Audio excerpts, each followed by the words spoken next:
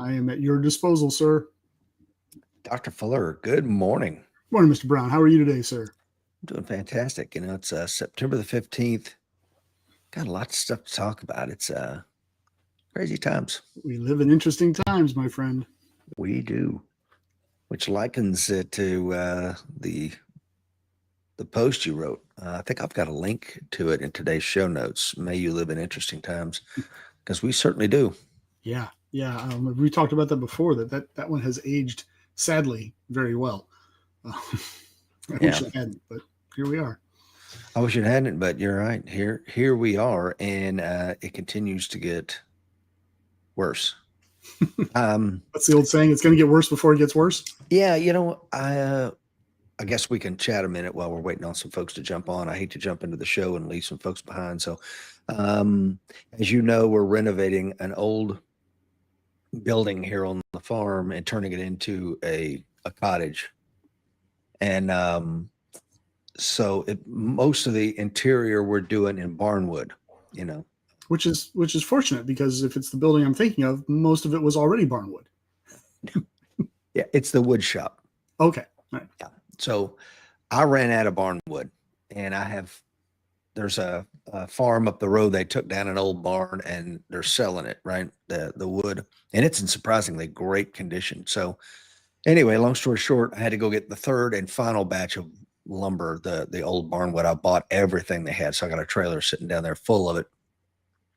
But the old farm couple that owns it, just salt of the earth Americans, and we never talk politics.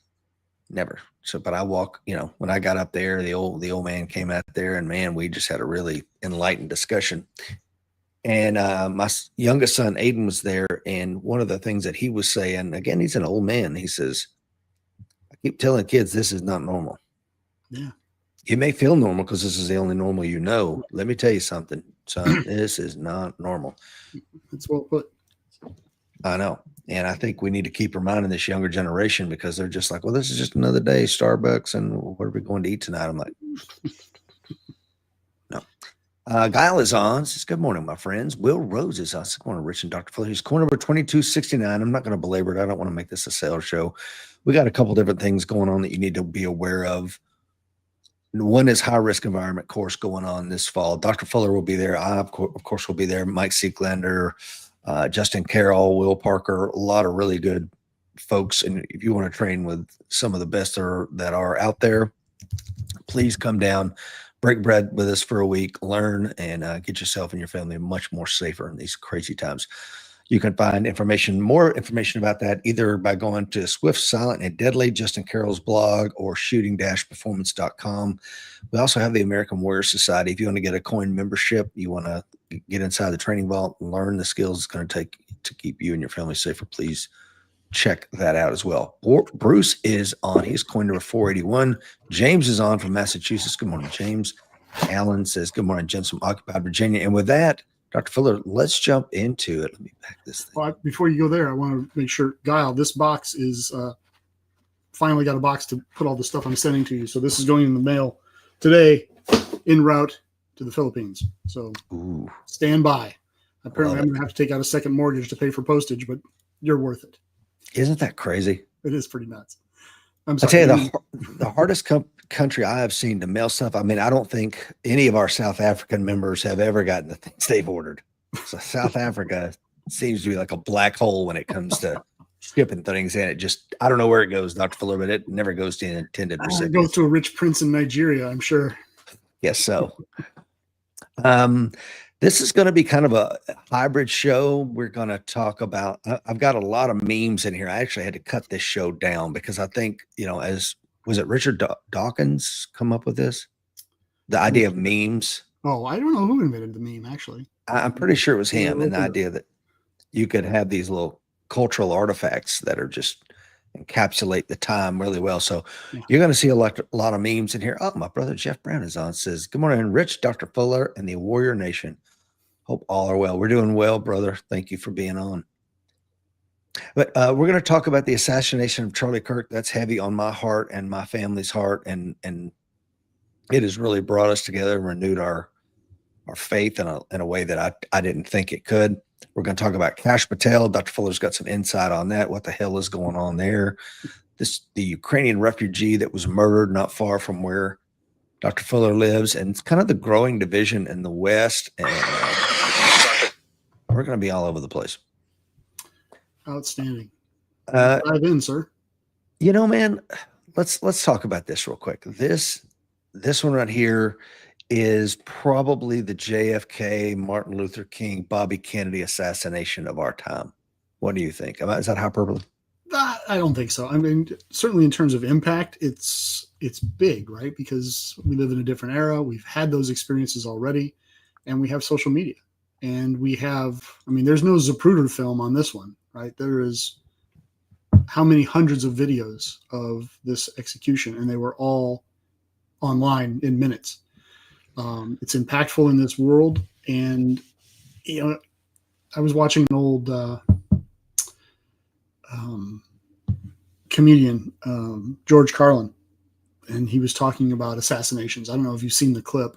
Yeah, you sent it to me. It's amazing. Yeah. Where he talks about, look who gets assassinated in our societies. And he was saying this 30, 40 years ago.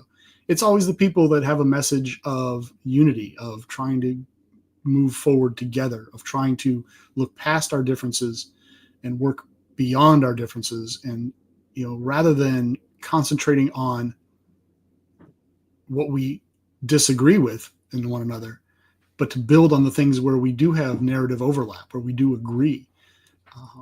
And this seems like an example thereof.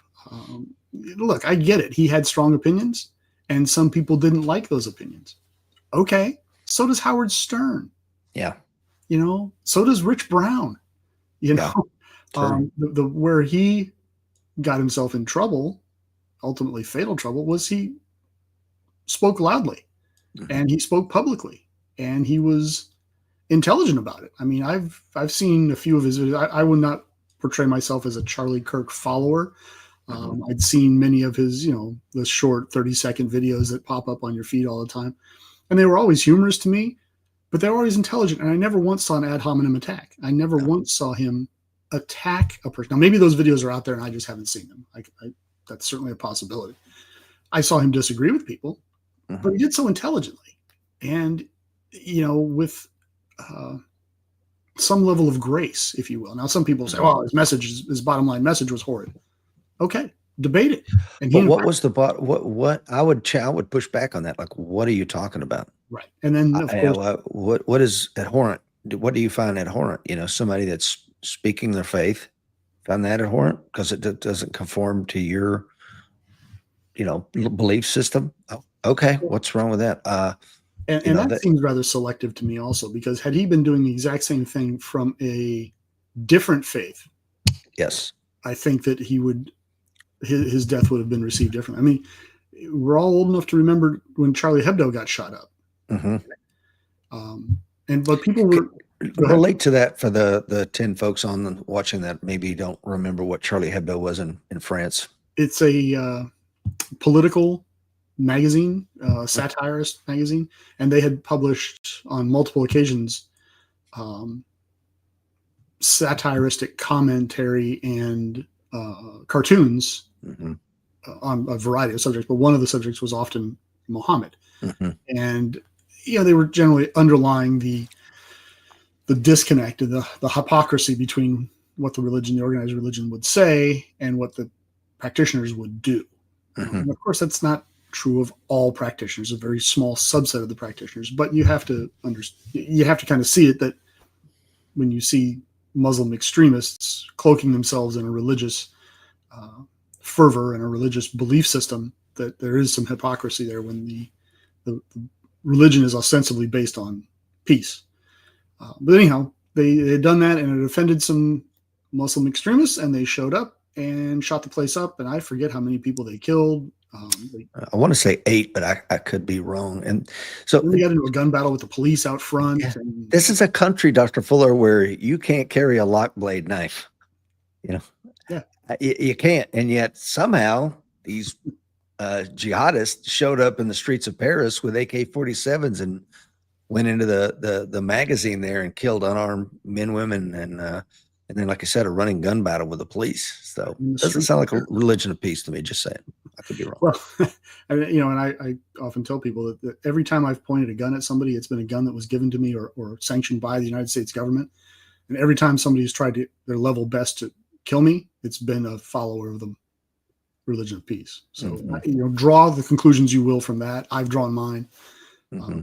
But I say that in the same breath, I'll tell you, I have plenty of friends who are very lovely, peaceful Muslims that condemn that sort of violence. So I don't think any of us need to be painting with an overly broad brush. And certainly Mr. Kirk didn't seem to. I've seen several videos of him talking to people who he vehemently disagreed with, their lifestyle choices and their approach to things. But he never attacked them personally. No, and I love what he does. I see it all the time when somebody would step up to the microphone. He's inviting, right? And his followers around him would immediately start to jeer and heckle and laugh even. And he's like, no, don't do that. Yeah. Yes, ma'am. He had something to say, and he'll put his microphone down so he won't talk over you. And I mean, it would be so easy for him to just dogpile on the energy of the crowd and just let that person have it. But that was not the man he was. And there are plenty of pundits that do that. Absolutely. On both sides of the aisle. Yes. But he didn't. I mean, I watched one video where his hat was snatched off his head by a woman who obviously couldn't debate him on the facts. So she just took his hat. And of course, like you said, his followers went after her. And he's like, no. Let her go. Let her go. Yeah. We're not going to beat somebody up over a hat. So this is one of the ones that really, really, really, really, really bothers me. This George, I can't pronounce his last name, not even going to make an attempt. He's not worthy of that. Third-year philosophy and politics and economics undergraduate student at Oxford told his fellow students on WhatsApp app chat seen by the Times, quote, Charlie Kirk got shot. Let's fucking go, end quote. It was accompanied by a praying hands emoji. Now, what's interesting about George is he has now been elected to I don't think elected, maybe appointed to the Oxford Student Union. This gentleman is 4 months ago, he debated Charlie in Oxford. So this is the juxtaposition of these two gentlemen here. One is wearing his effing pajamas in Oxford, a university that's older than our nation itself, that's prided itself on decorum and civility and education and enlightenment and intellectualism. And this is how you show up to your debate. It's a complete disrespect for yourself. It's a complete disrespect for the university. It's a complete disrespect for the gentleman who's come all the way from the United States to debate you in good faith. And 4 months later, after staring this human being in the eyes and having a very civil debate with him, this is how you respond to it. And this right here in a nutshell not only speaks to this young man, but Oxford, all they're doing is discipline him, whatever discipline means. They're not going to remove him. This one just really, man, if this doesn't piss you off, to me, it's like you're not paying attention. Your thoughts, Dr. Fuller? Yeah, I mean, look, the casual clothing craze that's taken over not just the United States but the world, it irritates me a little bit. So I'm out here trying to, my level best to stop it. Little boy in the finger in the dike kind of thing. I do appreciate your sports coat this morning, though, Rich, looking very sharp. I'm changing I swear to God, I don't. This is going to be the new thing because of this Charlie Kirk thing. It's making me reevaluate a lot of things about myself personally, character, integrity, a lot of these intangibles that I've been kind of talking about. Well, what's the symbol of this? Like my son, when he ran for student body president, his movement was he wore a suit to school every day.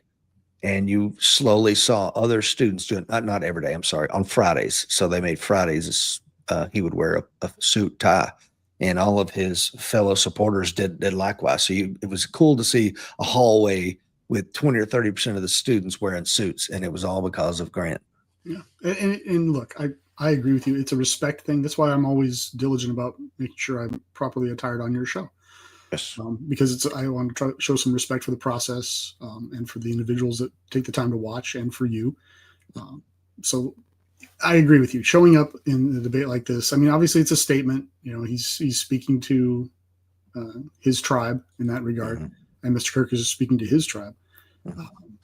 But I have to give credit to some folks on the left. Like you've seen Bernie Sanders come out and give a very shockingly courteous statement. I don't know if you've watched it yet or not, but it's out there and it can be found. And it's Bernie Sanders decrying the violence. I think you're starting to see some people on the very fringe of the left start to realize, we probably got to chill this out a little bit. Well, I shouldn't say the very fringe, the politicians, because they're starting to realize that this is, I think, getting out of hand, and they're losing the To me, that's middle like ground. Goebbels coming out and saying, I think maybe the propaganda went too far. It's like, bro, shut up. Right. Well, Look here at we the are damage halfway that's been through. done. Yeah, we're halfway into Russia at this point. It's probably too late. Right. I've seen Gavin Newsom. He went on Sean Ryan's show. He accepted a firearm as a gift. And now, so he's trying to realign himself towards the center more. Because he wants to get elected. Right. I get it. He needs part of that middle ground. But in the case of this guy, yes, this is just a horrible thing. The classier thing to do would have been to come out and say, this is terrible. We need to have these debates. And you can't go killing people because you disagree with their perspective. Yeah, I like this too. It's like, hey, let me tell you something, Bernie. Goes a moderate, brother. Yeah, that's that. I've seen people that come after him. Like I'm aware that Nick Fuentes is out there on the far right. I'm aware that Gavin McInnes is out there on the far right, Andrew Tate, and some of the other guys that are just way out there on the fringe. But when you kill somebody like Charlie Kirk, who fills that void, that's where you got to be careful, because they're going to be the voices that now speak to the emotional, the rage folks. And like, okay. Yeah. I mean, you started the fire and you've taken away the fireman. The gentleman who was advocating for conversation, which we've advocated on here on this show many times. Look, and we've said it how many times? As soon as you stop talking, it becomes much easier to pick up a brick. Amen. It becomes much easier to start launching bullets, and nobody wants that. But I've seen many memes along the lines of the one that you just showed that, you killed the nice guy. You really did, and you don't want to see what comes after him. Yeah, and we've talked about it. I mean, for years on the show. There's a bunch of folks on the right side of the political line that if you force them to put down their beer and get up off the couch about this, it's just not going to go well.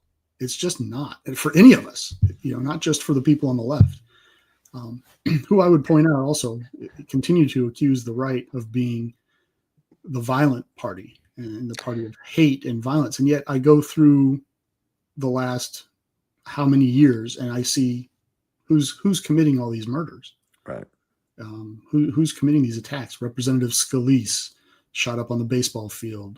The United Healthcare guy. Look, you don't agree with United Healthcare. You don't agree with what they do. I get that. That's perfectly understandable. You don't gun the man down the street. Right. Because you just feel so powerless. I just don't understand it. And it's got to stop. Stop. We're going to talk about, again, this is kind of a meme-based show with commentary by myself and Dr. Fuller. This is an interesting one here. Transgenderism is the only mental illness demanding that the rest of society adopt the patient's delusion as part of the patient's treatment. And of course, this is by Dr. Paul McHugh, Distinguished Service Professor of Psychiatry at Johns Hopkins. This is an interesting one because, once again, we see transgenderism appears to be behind this as a motive for this assassination. And if you look to the recent mass shootings, whether it's school shootings or what have you, we seem to be seeing this as something that is, I don't know, at the root maybe. And I would also remind everybody that wants to categorize mental illness. Remember, there are 43 million Americans that live with some form of mental illness, whether that's depression, anxiety, to schizophrenia or what have you. I don't want to stigmatize everybody, but I will say that when you look at the data, I think it's between 60 and 70% of all these shooters have had some sort of diagnosed mental illness. But again, as a cohort, it's infinitesimally small, but it's part of the problem. Would you agree? Yeah. Oh, absolutely. I mean, it's less of a gun problem than it is a mental illness problem. I mean, we don't treat mental illness like we used to. We simply don't. We don't lock up the violently mentally ill unless we're putting them in prison where they just become victim. It's interesting that a generation ago, transgenderism was what, 1 or 2 occurrences per 100,000 population. But it was also on the DSM. So It wasn't the DSM. we called it gender dysphoria or whatever it was called back then. And it But it was just didn't happen to the levels that, and now you're looking at schools at 30% of the student body reports themselves to be transgender. I mean, that's social contagion, though, Dr. Butler. I mean, I was having this conversation with my son, and he's like, social contagion, what are you talking about? I'm like, yeah, it's a mind virus. And again, I would encourage anybody to read Dr. Gad Sad's book, The Mind Virus, because when you look at the 80% of the transgenders in high school are young girls, pubescent girls. And what we want to do as they're confused and they're getting this influx of hormones, now is the time that there's confusion. And oh, by the way, I can be celebrated if I do this. And I've been listening to transgender people read me books and story time since kindergarten. Yes. Look, if you were to say, look, I want to have a member of the Nazi party come in and read stories to the kindergartners, people would get upset. Now, look, someone's going to say you're equating transgender to Nazis. I'm not. If you wanted to have somebody come in and read history books from the John Birch Society, right? I mean, you were going to run the risk of indoctrination merely by example, merely by your appearance, merely by being there and receiving the approbation of the school, whatever your topic is. Okay, and I'm not trying to equate transgenderism to Nazism. So, of course not. Of that mindset, please settle down. Mm-hmm. But what I am saying is it has an impact. And then you end up as a 10, 12, 13-year-old kid. And look, sexual development is difficult under the best of conditions. For all genders. For all genders. At that time, at that age, when you're figuring things out, it's just hard. Yeah. Right? It's just difficult. And anybody who gets in there and gets their little paws on you and starts trying to influence you is going to have an outsized impact. Yeah. I go to a gay pride parade in San Francisco where I grew up. It's not going to make me gay at 58 years old. All right. But at 4, 3, I don't know. And I'm not saying it will make me gay, but it does start the conversation. It starts the thought process and it starts to have influence. And I am of the opinion that I think that's a parent's job. It's not a societal job so much. It's not somebody's cousin who dresses up like a raccoon on weekends or, whatever craziness needs to be done. But see, that's, going back to 30 years ago when Secretary Clinton told us that it takes a village to raise a child. I thought that was pretty gross back then. It takes a loving, intact nuclear family to raise a child. But that seems to be the exception these days. But the village can have an impact, and we have to recognize absolutely that. It can. Good and bad. And Gordon Bodson just made a very good point that you put up on the screen there, that if Nazis were reading books to kids, people would be upset, but would they be shot? Yeah. In this day and age, Doctor, I don't know. You like to think not? I mean, if it was happening in my school, I'd be over there raising hell with the faculty and the school principal. Of course. But I've also taken the time over the past 5 years to get to know those people, to establish a relationship with those people so that if I do have to have that conversation, it's impactful. But would some whack job shoot him in these days? If it was a far right person reading the story, would a far left person shoot him? I don't know. I can't say categorically, absolutely not. But it's a valid question. Let's see here. I've got some great comments coming in. Thank you to the 15 folks watching us live. Johnny King says the truth has always been offensive to those who practice wickedness. Love that. Michael Gentili says, is he still British? When my son moved here, he came from, we came from Beaufort, South Carolina. He had been attending a private Christian school. He spoke well, he dressed different than the farm kids around here. So they thought he was British, literally like, I hear you're from Britain. Like, you're British, right? I'm from Beaufort. Yeah, weird. Let's see here. Joseph said, I think all American politicians and activists are worried about their safety. They know that in other nations, free speech and debate are controlled by the government, not the people. And look, all of our politicians up on the Hill are screaming for increased security. This is the interesting thing, though. I'm going to push back a little bit, not push back on you, but the left, the far left activists and pundits, they don't roll with 12 deep security staffs like Ben Shapiro, Megyn Kelly, Stephen Crowder, the late great Charlie Kirk, and all those other on the far right, they have to spend hundreds and hundreds of thousands of dollars a year on highly trained professional security staff. The left doesn't really do that right now. Now they may have to. And what I'm talking about is our politicians. Oh yes, of course. On Capitol Hill, they're screaming at the powers that be for more money, more security. Yeah. A couple more comments here, Dr. Fuller. It says, where are we heading as a country when they are celebrating his death? And that is going to be kind of like what Dr. Fuller and I are going to be talking about. And Guile says, I feel that the assassination of Charlie Kirk started a storm. Very well put. Cruz is on. Good morning, brother.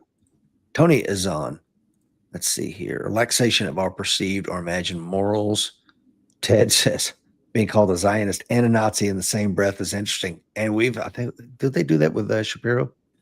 I'm sure they have. It's, throwing around the word Nazi and fascist seems to be the fashionable thing to do. But to me, it always just underscores people's lack of understanding of what those terms actually mean.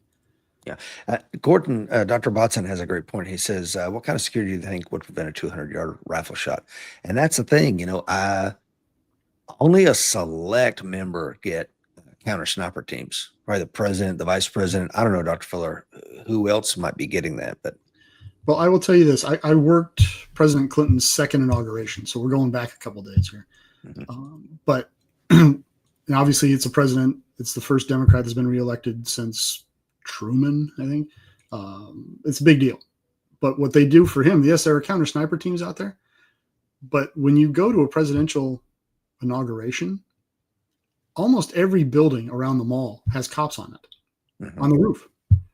And had they posted 2 cops up on the roof there, I don't know, maybe it's too steep for Secret Service to be up there. I get it. But but the simple advent of putting a police officer, put 2 of them up there so they have somebody to talk to and just let them stand on the roof. Yeah, exactly. Well, all of a sudden now you don't have that shot. What's it cost? Doesn't cost a lot. So it's a valid question. Can you stop every shot? No, but the further back you go, the fewer people are capable of making that shot. Mm-hmm. Now I grant you, this is Utah. This kid probably grew up deer hunting and probably been shooting with dad more than once. Dad's a 27-year cop. So I'm sure he's gone out on the rifle range with dad just for fun giggles and made those shots.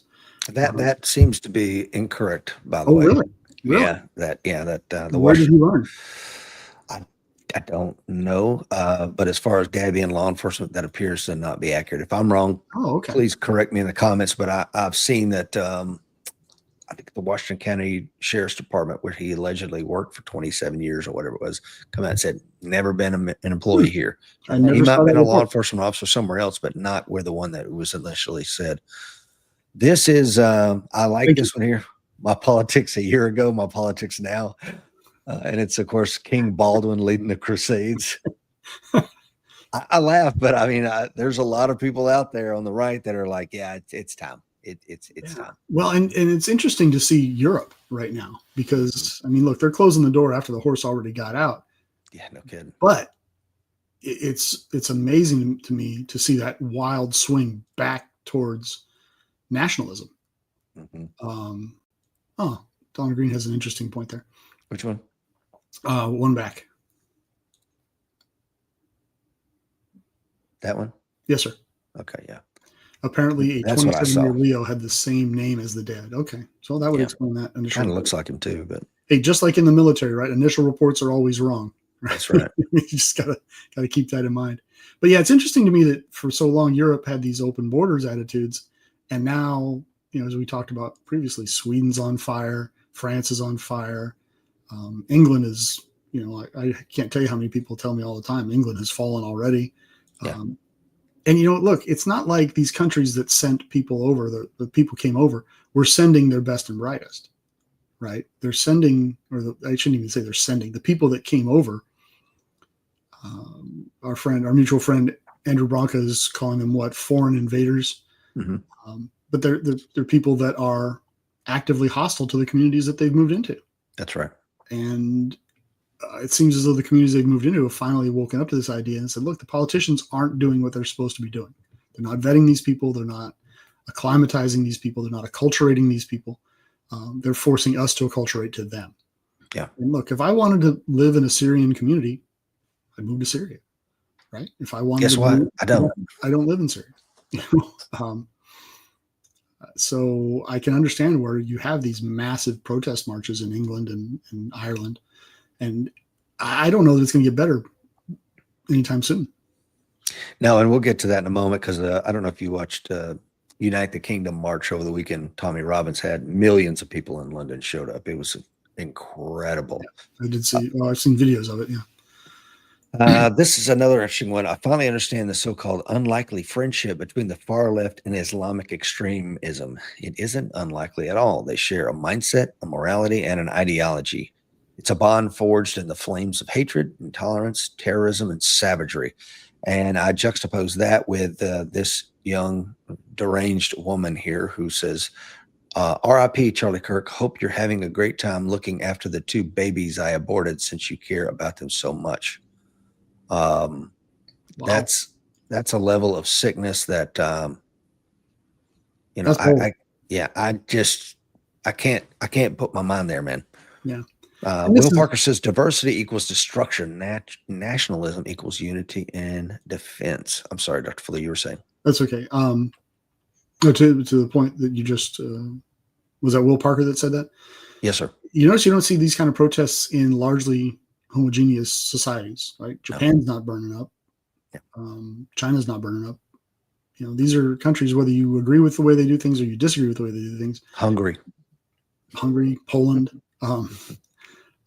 These are countries where you have 95% homogeneity in terms of culture, in terms of race, in terms of societal norms, accepted behaviors, approach to life, perspectives, viewpoints, and you just don't end up with the level of conflict that we see in some of our other societies.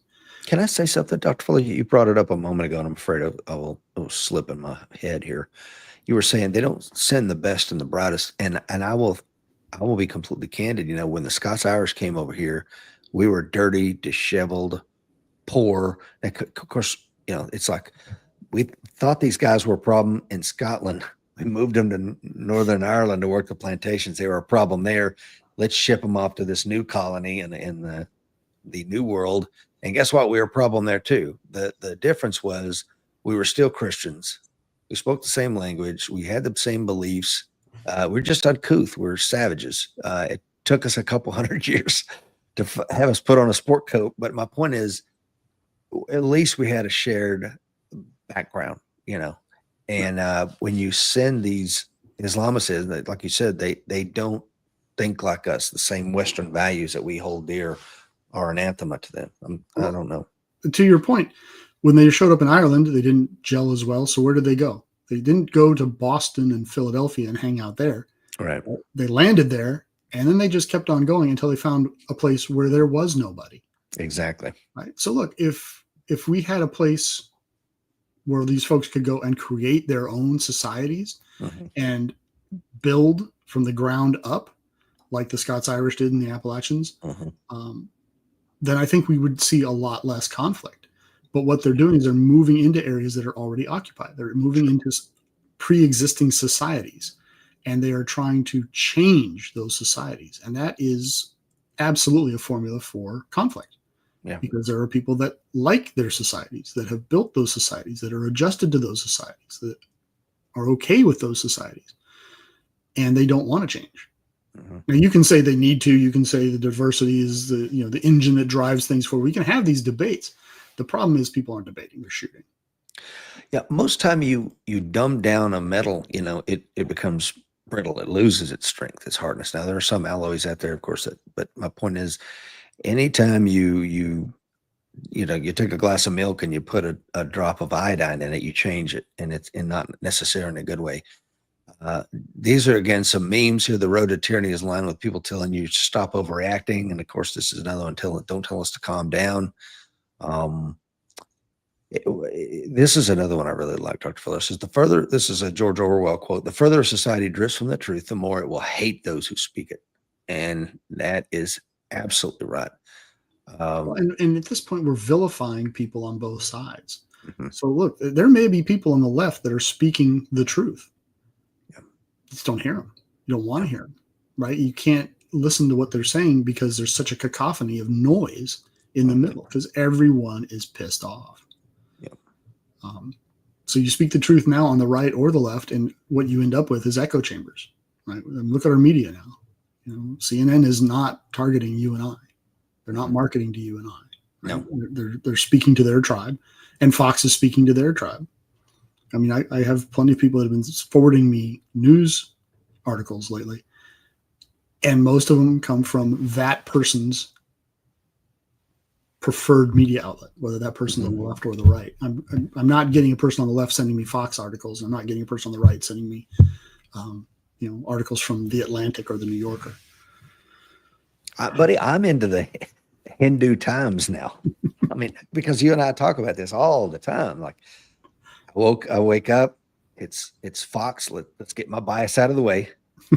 And Reuters, Al Jazeera, the Hindu Times, BBC, and you have to, and hear dissenting viewpoints, and that's what Charlie Kirk did. He told you a viewpoint that maybe you didn't like, and maybe you could ponder on it, and maybe in the weeks and months afterward, you might do a little additional reading and finally come to the realization that some of his ideas were probably made some sense to you, but you'd never heard them before because in your own little echo chamber, those ideas never got in there.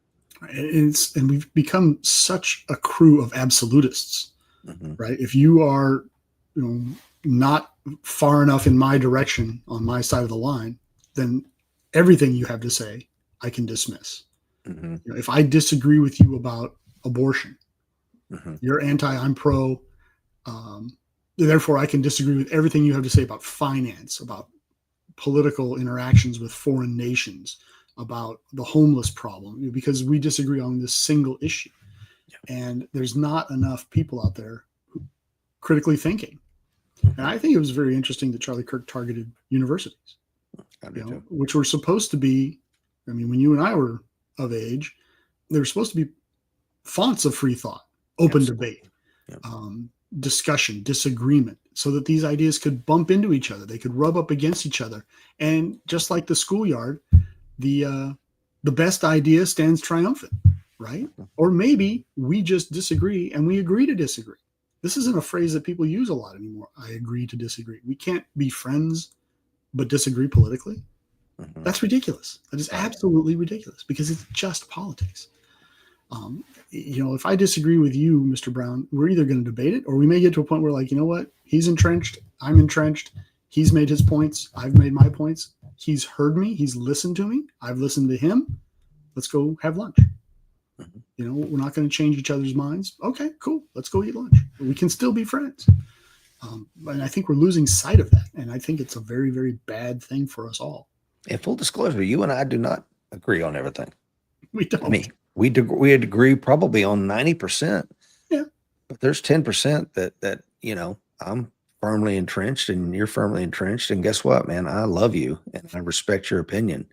And it doesn't sway me in any way, And frankly, I really want to be surrounded only by people who agree lockstep with everything I have to say?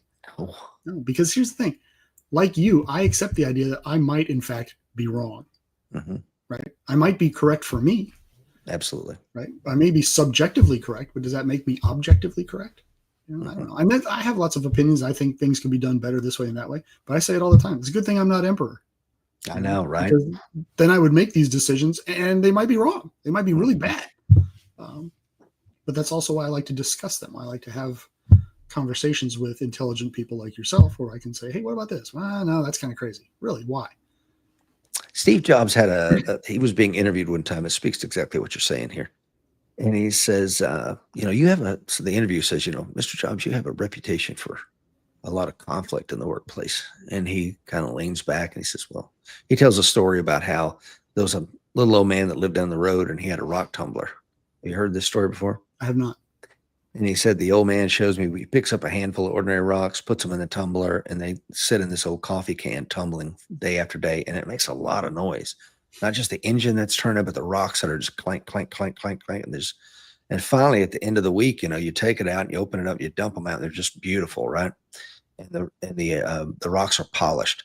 And I love that story because he's got a great point there. And that's the way it is. When you have free flowing debate, you both come away better for it. I think, you have to look inwardly at your own thoughts, ideas, and beliefs, and you have a open kimono view as what that other person thinks and feels and believes. And if you can do it respectfully, everybody walks away good. And that's why that one Oxford Student Union president just really just sickens me, because how could you celebrate the death of someone who in good faith crossed an ocean to talk with you? And even if you look at how Charlie and I think they'll have like a 10-minute discussion, but he's like, man, what a great question. I really like the tenor and the tone of the question. Always respectful. And then he celebrated his death. And that's where it needs to start, is that respect. I wrote my book here, the No Safe Alternative, with from a perspective called one of my professors in my master's and doctoral work. What did he refer to it as? Moral conversation. And the basis of moral conversation was, whenever you're having a discussion with somebody else, you look for the truth in what they espouse and the fallacy in what you oppose. Is what we generally that's our default setting. I'm only going to jump on the truth of what I have to say and the fallacy of what you have to say. And he flips that around and he says, look, you need to look at and take a good hard look at the truth of what they're espousing and the fallacy in or the truth in what they're espousing and the fallacy that you're opposing, and the fallacy of what you're espousing and the truth in what you oppose. That's what I'm trying to say.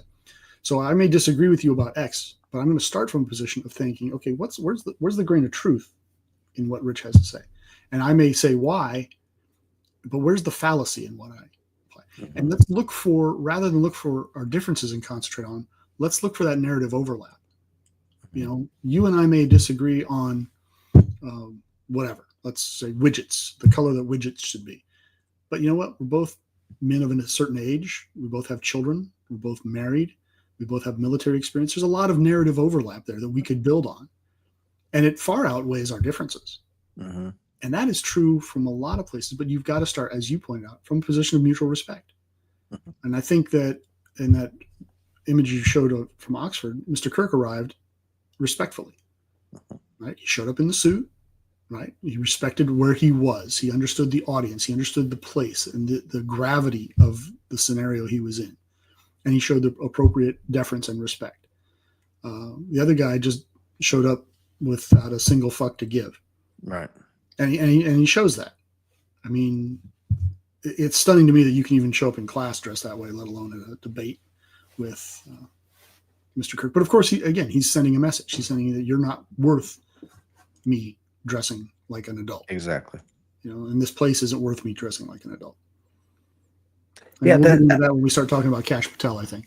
Okay, so yeah, no kidding. So last week, I was there waiting when the guys came back in the F-350s and they finished working for the day. And this one employee that I love, he gets out of the construction company. Yeah, the construction company. And so it's the end of the day, and they're coming back, and they've worked their ass off. And but I wrote an employee handbook for a reason. It gives you guardrails. You're free to operate anywhere inside this, but there's some hard and fast guardrails. Because when I took over this company, as far as the uniformity, there's no branding, there was no nothing. It's just however you want to show up for work and all this kind of crap, earrings and hats around backwards and shit. So that was like, first step is get everybody squared away. Get the trucks branded. You're going to wear branded clothing. We're going to make an investment in this stuff. You're going to look presentable, because it does no good if me as the forward-facing thing of this company, and then the estimator goes out and we echo each other. Then the crew rolls in. They look like crap.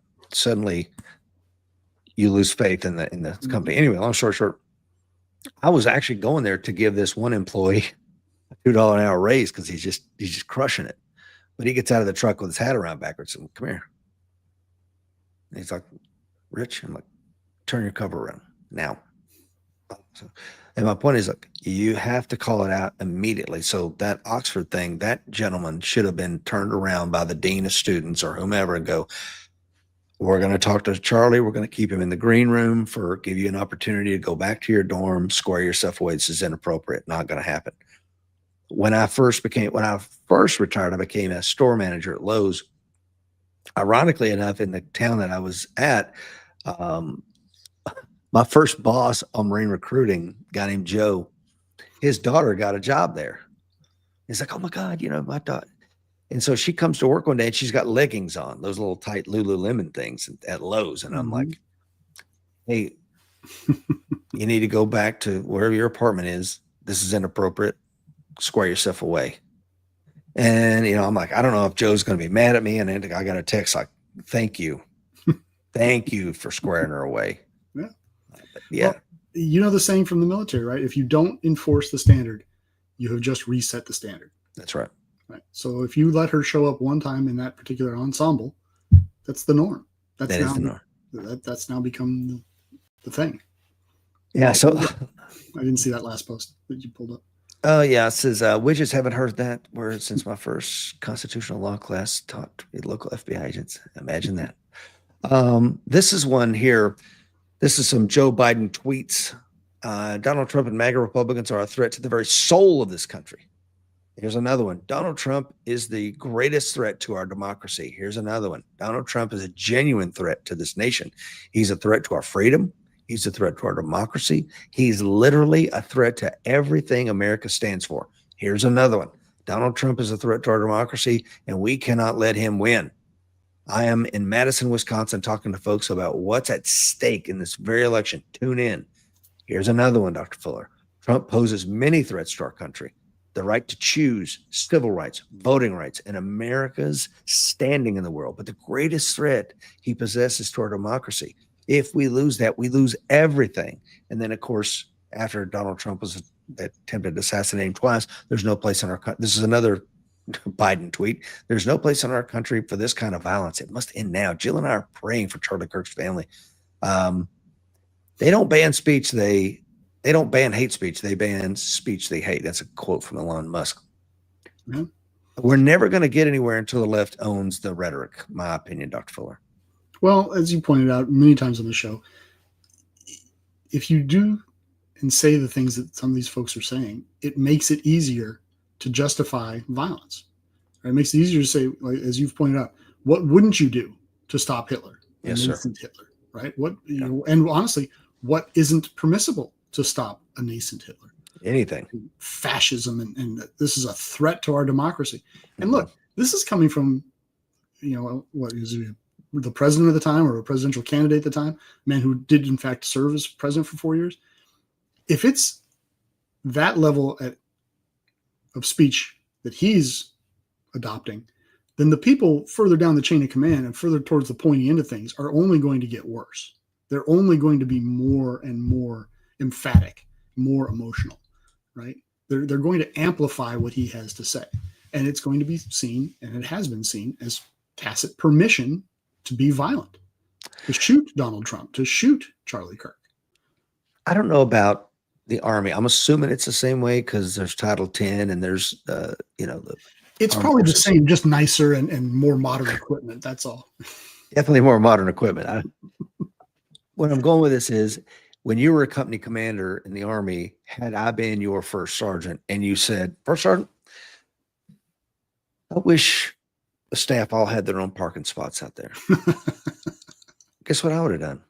Roger that, sir. And you'd come in the next day and everybody have their own damn parking spots. No question. That's it. Stenciled, freshly painted. Oh, yeah. 100%. In order of precedence. Oh, yeah. So I say that because as a commander in chief, when you say that and you say that and you say that, the subordinates must do something. And I'm not talking about some lone wacky subordinate living with his transgender girlfriend, boyfriend, whatever. I'm talking about everybody else needs to get in lockstep. So I say that because look at this, you say that he's a threat, and you have these politically motivated and inspired district attorneys that go, oh, I know what I can do. Let's lock his ass up. Let's punish him. And now here's another one. We would call it painting yellow rocks yellow, right? The general drives by on a Wednesday, sees some old rocks on the side of the road, outlining a walking path. He's like, oh, those rocks are yellow. Man, when I was here as a lieutenant on this base, those rocks were white. And the colonel sitting next to him goes, oh, okay. And that filters down to the point that on Saturday, you've got a whole bunch of enlisted guys painting every rock path on the installation white. Yes. And the general kind of going, what the hell just happened here? But words have meanings, and especially in these type of institutions like our government. So here's another one. Biden warns U.S. democracy imperiled by Trump and MAGA extremists. This is from The Guardian. In his primetime address, the president further said that the Republican Party was dominated, driven, and intimidated by Trump. Now, and I show you, I love this meme over here, Dr. Fuller. It says, presenting. Stick to this one for just a second. Please, of course. Because we did a show on that. We right sure did. And what's funny to me is he says these things are imperiled by, Trump, and our democracy is at risk, while standing in front of Marines with that red lighting. To me, that sends the image of, a dictatorial approach to stopping this threat to our democracy. And Liberty Hall in Pennsylvania, he didn't do this in the Rose Garden. Yeah, he did it in the cradle of revolution. That's right. So I love this one too. So it's presenting, they're all Nazis. And then you have, they're all Nazis. And then you got the artist up there screaming, they're all Nazis. And of course, then you have this lone crazy guy, they're all Nazis. And he's ready to go do his thing.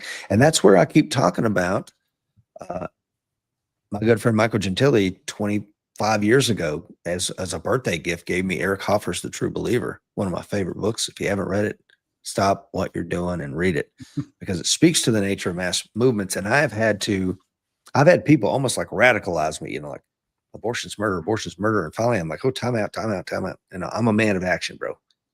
I hear this too much and I'm going to do something, right? Because I cannot, my faith and my makeup will not allow me to sit idly by on my hands. I'm not one of those people that can passively look at evil and just do nothing. And a lot of folks watching and listening to this will probably feel the same. So I have to be careful, because I realize I can be radicalized. Well, guess what? If I know that and I'm willing to be retrospective enough to admit it, then those that cannot be retrospective enough to admit it, because perhaps mental illness, Dr. Fuller, what have you, they're going to take a rifle, climb to the top of a tower, and do something about it. Yeah, it's a risk. And what's annoying is it's a historically repeated risk, right? We've seen this happen over and over and over and over again. So the idea that you can stand up there and say, oh, I didn't know that would happen, is ridiculous to me. It's absolutely ludicrous to me. One of the things I've always found odd, especially when it comes to the abortion debate, is the logical disconnect that you have, like in the state of New York, where if you murder a pregnant woman, you can be charged with 2 homicides. Yes, sir. 2 homicides. You can be charged with the homicide of the woman and a homicide of the fetus. And it's the same state that will allow partial birth abortions and late term abortions. And I've never understood that logical disconnect. I'm like, look, I get it. You have strong feelings, but pick a side, right? Pick a side and then debate from there, but straddling the line to me is it's intellectually dishonest, and I have zero time for that. It is. Our next set of memes, liberals in a nutshell. And it says, I'm going to eat you. Is the wolf running for election? So at least he's not Trump. I love this one too, Dr. Fuller. They brainwashed you. And here's this obvious leftist in here. It's like, really? I'm the brainwashed one? Well, and this is also something that worries me. Over the last decade now, the entire Democratic platform has been centered on hate Trump. Yes. And look, I get it. You don't like the guy. You don't want him to be president. Cool. Run against him. Maybe you beat him, as Biden apparently did. Maybe you don't. But that can't be the only plank in your platform. And yet it has been. So we end up with people that you try and ask them, well, what's your plan? What do you want to do better? Well, Trump wants a wall, so we're going to drop the border completely. Well, is that really the solution? I mean, is that good for the United States as a whole solution? Or is that just good for your constituency and your reelection prospects? Good. Or it's just, I hate Trump, therefore he wants a wall. I don't want doors. Yeah. He wants X, therefore X bad. And look, next election, they're going to have to come up with something new, because there will be no Trump. Unless the whole election platform is going to be, we're going to disassemble everything Trump did. There are people that say it was going to be a Vance Kirk ticket. And so, I mean, you may, that's kind of what I'm hearing in echo chamber. But this is, I love this one. It says, we need to break Hank out of lunch detention. Hank says, the reason he was put in lunch detention, Dr. Fuller, is student was covering his ears while CNN 10 was on. He was asked to stop and listen to the video. He replied, quote, I don't want to listen to Democrats, end quote, and continued to cover his ears. So the teacher, Teresa House, put him in lunch detention. This is another one. You'll love this as a former EOD officer. On my way to have a minor disagreement with a liberal, and he's got his full EOD bomb kit on. But that bothers me. The kid was covering his ears. I mean, one, because obviously he's been, his parents have their fingerprints all over. You think? And it's funny in the context that we're using it now.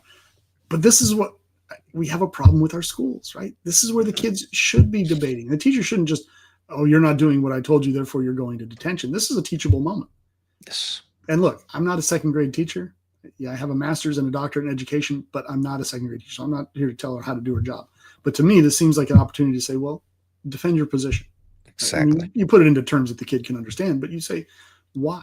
You don't want to listen to Democrats. Okay, well, you should listen to them. And this is why you should listen. So that not so that you can agree with them, but so that you're better armed to disagree with them. And teach. What is a Democrat, little Johnny? Right. What are you talking about? Have these conversations. Teach. Don't dictate. Don't brainwash. Don't inculcate. Don't teach them what to think. Teach them how to think. I have my oldest daughter is, she's at the left of center. People ask all the time, well, how did that happen in your house? And I'm like, well, because I never taught her she had to think this way. What I taught her is critically think. If you adopt a position, it's your position, but be ready to defend it. Yep. And be able to defend it. Have some logical thought process. Don't just swallow somebody else's soundbite, whether they're on the right or the left, and regurgitate it. Because to Dr. Gordon Watson's point, you learn nothing if you cover your ears. That's right. Right? You don't have to agree with it. This is crazy. I can actually listen to things and not agree with them.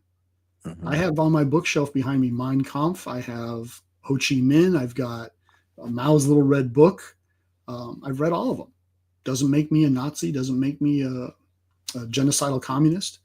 Well, to me, it's Sun Tzu, Dr. Fuller. If you know yourself and know your enemy, you should not fear the outcome of 1,000 battles. Right.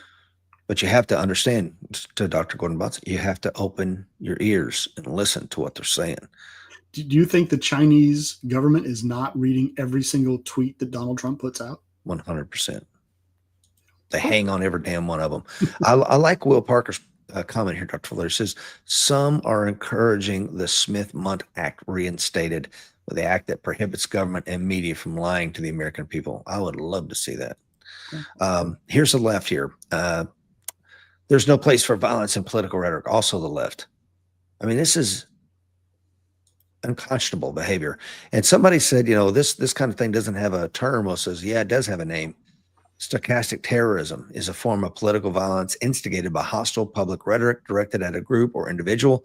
Unlike incitement to terrorism, stochastic terrorism is accomplished with indirect, vague, or coded language, which grants the instigator plausible deniability for any associated violence. Well, there we go. Yeah.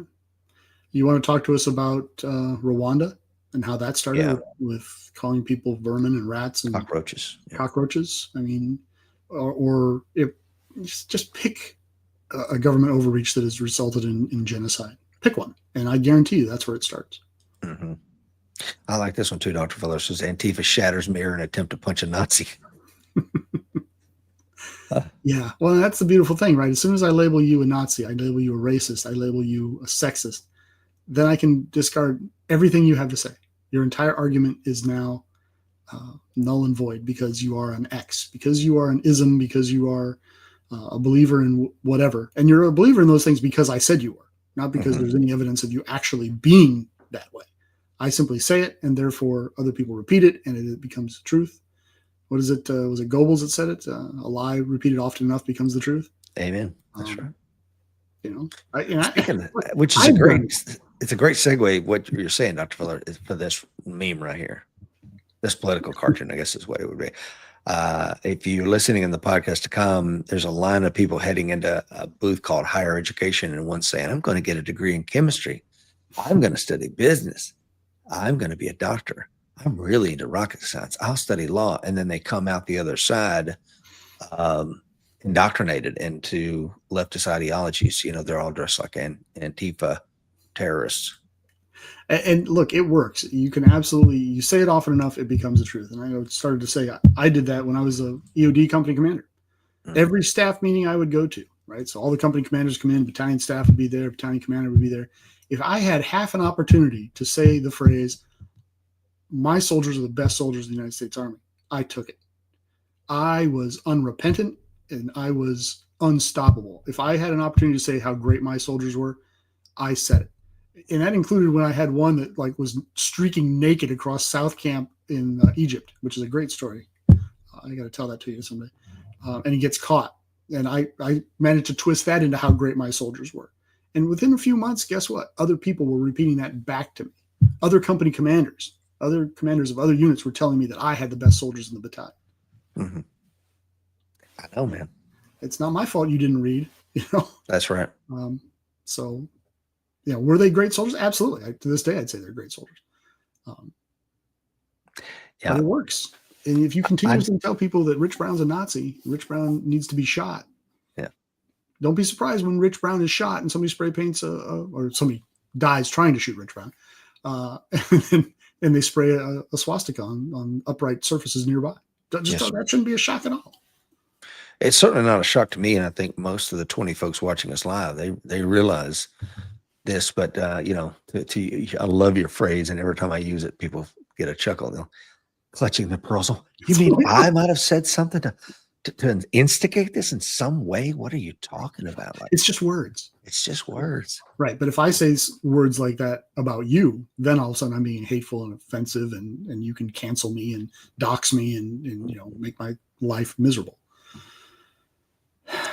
Weaponizing your courtesy against you. Yeah. Before we get to Cash Patel and the FBI and all the weirdness going on there, a couple of things here. Gordon Loves Jiu-Jitsu is the Instagram of Gordon Ryan, the greatest grappler that ever lived. And he posted this, no one's coming to save you. And it has an image of this poor young Ukrainian girl. And I can't help but get emotional. You're the father of daughters. I'm the father of daughters. I have a granddaughter now. And seeing this, something in me died. And of course, this is another thing here, which one of these two immigrants got wall-to-wall sympathetic news coverage from the media? A Ukrainian refugee escaping war or a wife-beating MS-13 gang member? And one of these, by the way, is a legal immigrant. One's an illegal immigrant. But this is just, I love this one too. Remember this face before you vote for Democrats again. This quote here says, having kids, I keep thinking of a tiny girl taking a bus ride home after working at a pizza shop, not bothering anyone and having her throat slit. I want to cry for her. Then I think about how it happened. I want to rage. I want everyone responsible ruined. Everyone.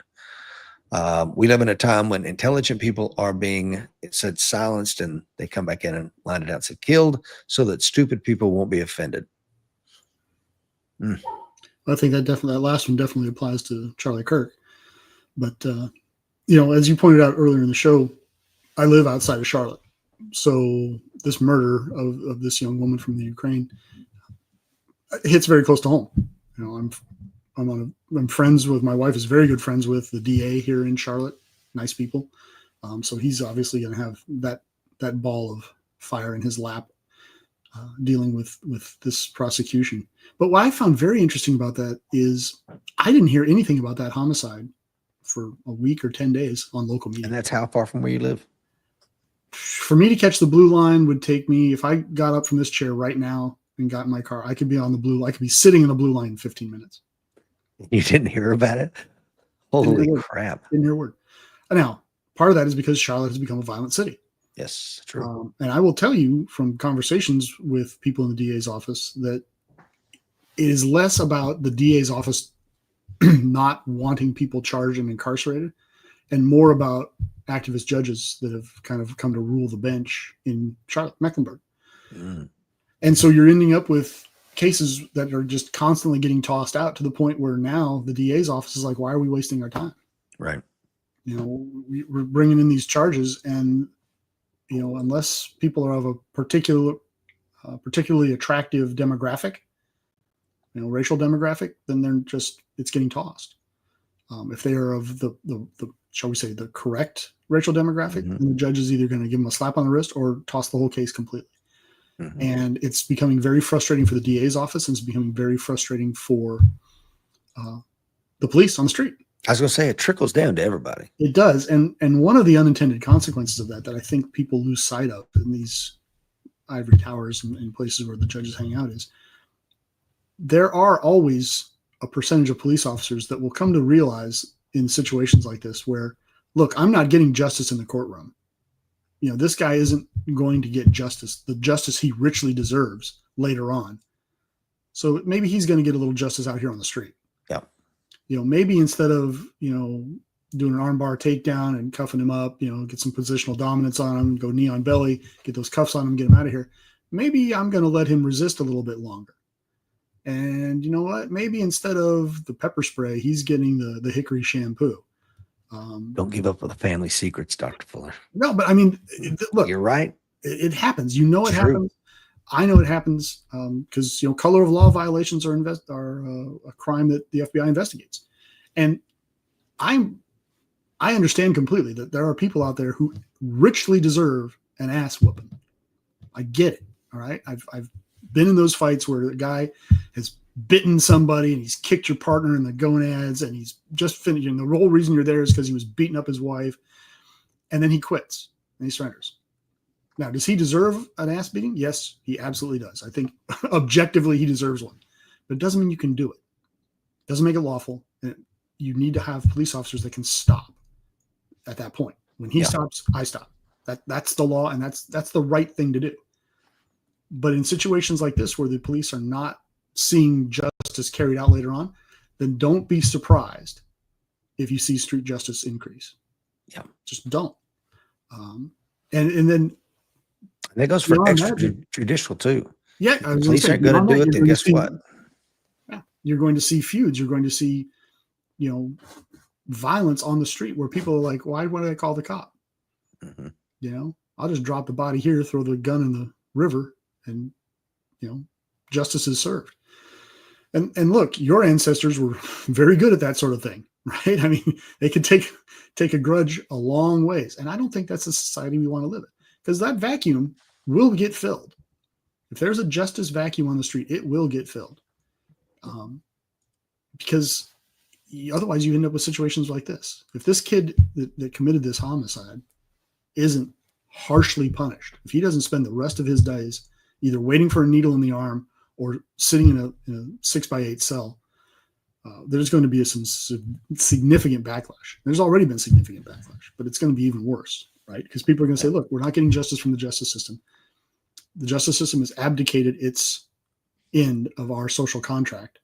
Somebody else is going to pick that up. Now, maybe it's the Bloods and the Crips, right? We got some serious blood sets here in Charlotte. Maybe they start taking over, right? Say, look, in this 4x6 block area, you screw up, you don't have to answer the Popo. You got to answer to Skittles and Ray Ray. Yeah. And I don't think we want that either. No.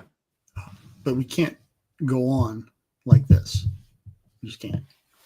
I agree. And this you're always so prescient, because this is exactly what the next set of memes is. Americans just want a justice system that does not let someone with 14 mugshots free to sit behind you on a bus. And then Nick Carter says, if a surgeon kills a patient through negligence, they can be sued for malpractice. If a lawyer mishandles a case, they face liability. An engineer that designs an unsafe building is liable. And judges that release repeat felons back into society are clear. And that's probably going to have to change. Johnny King says Appalachian justice might be the answer. Read up on, he was not a direct ancestor, but a guy named Floyd Allen. My mother was last name Allen. The Allen gang here in, I think, Eastern Kentucky, they're loose cousins, but he's exactly what you're talking about. He got so far into it, like he was the only set of justice up in the mountains where he was at, that when they finally tried to take him to court, he's like, you're not going to, no, not going to happen. Pulls out a gun, kills the judge, kills the DA. He's like, because he had been, right, I'm the justice up here, buddy. You're not going to hold me accountable to Jack. And that's what you get, that sort of lawlessness when the courts aren't going to do anything. I'm going to do something, which also speaks to Alan Kelly's points, is it trickles down to us, makes a good person do bad things, and then we get nailed as the thug.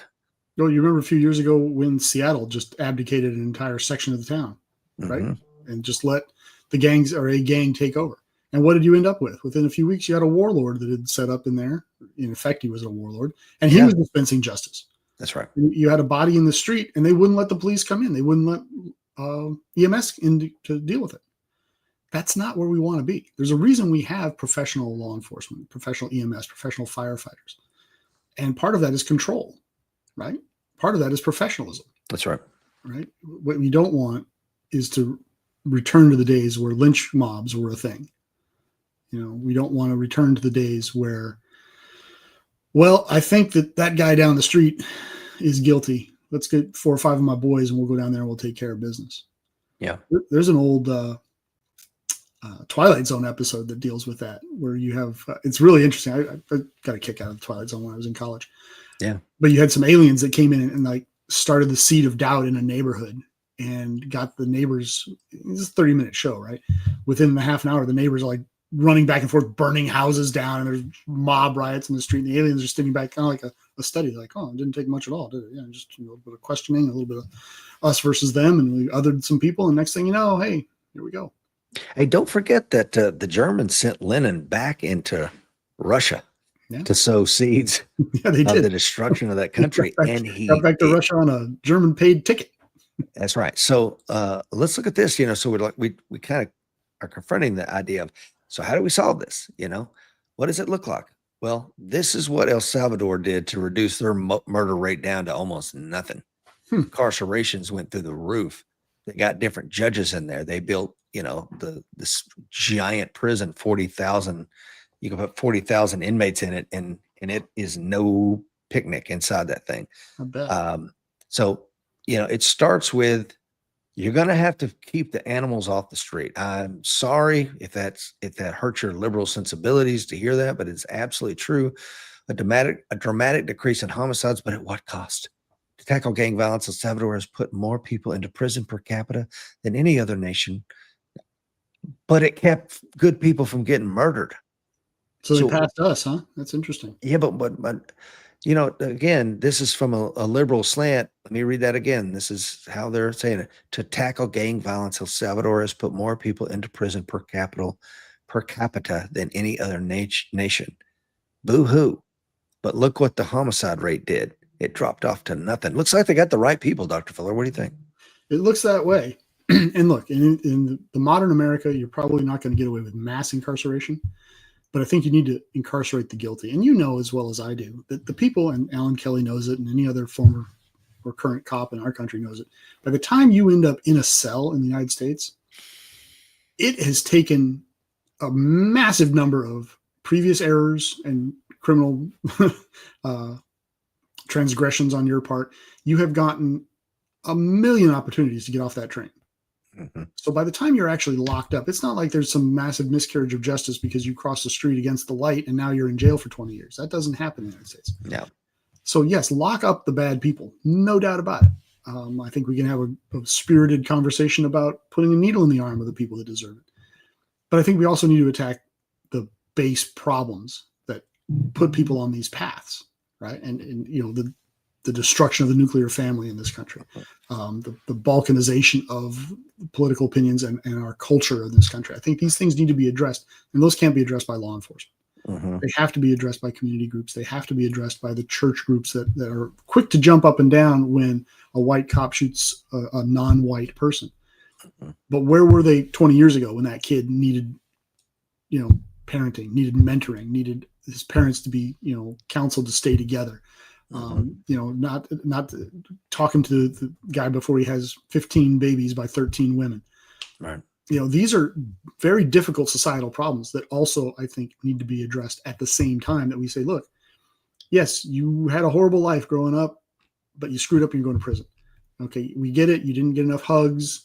You didn't have the benefit of the hot lunch program. You were a victim of forced busing. Whatever horrible story you have, it doesn't excuse the fact that you stabbed a young woman on a train going home from work and she hadn't said a word to you.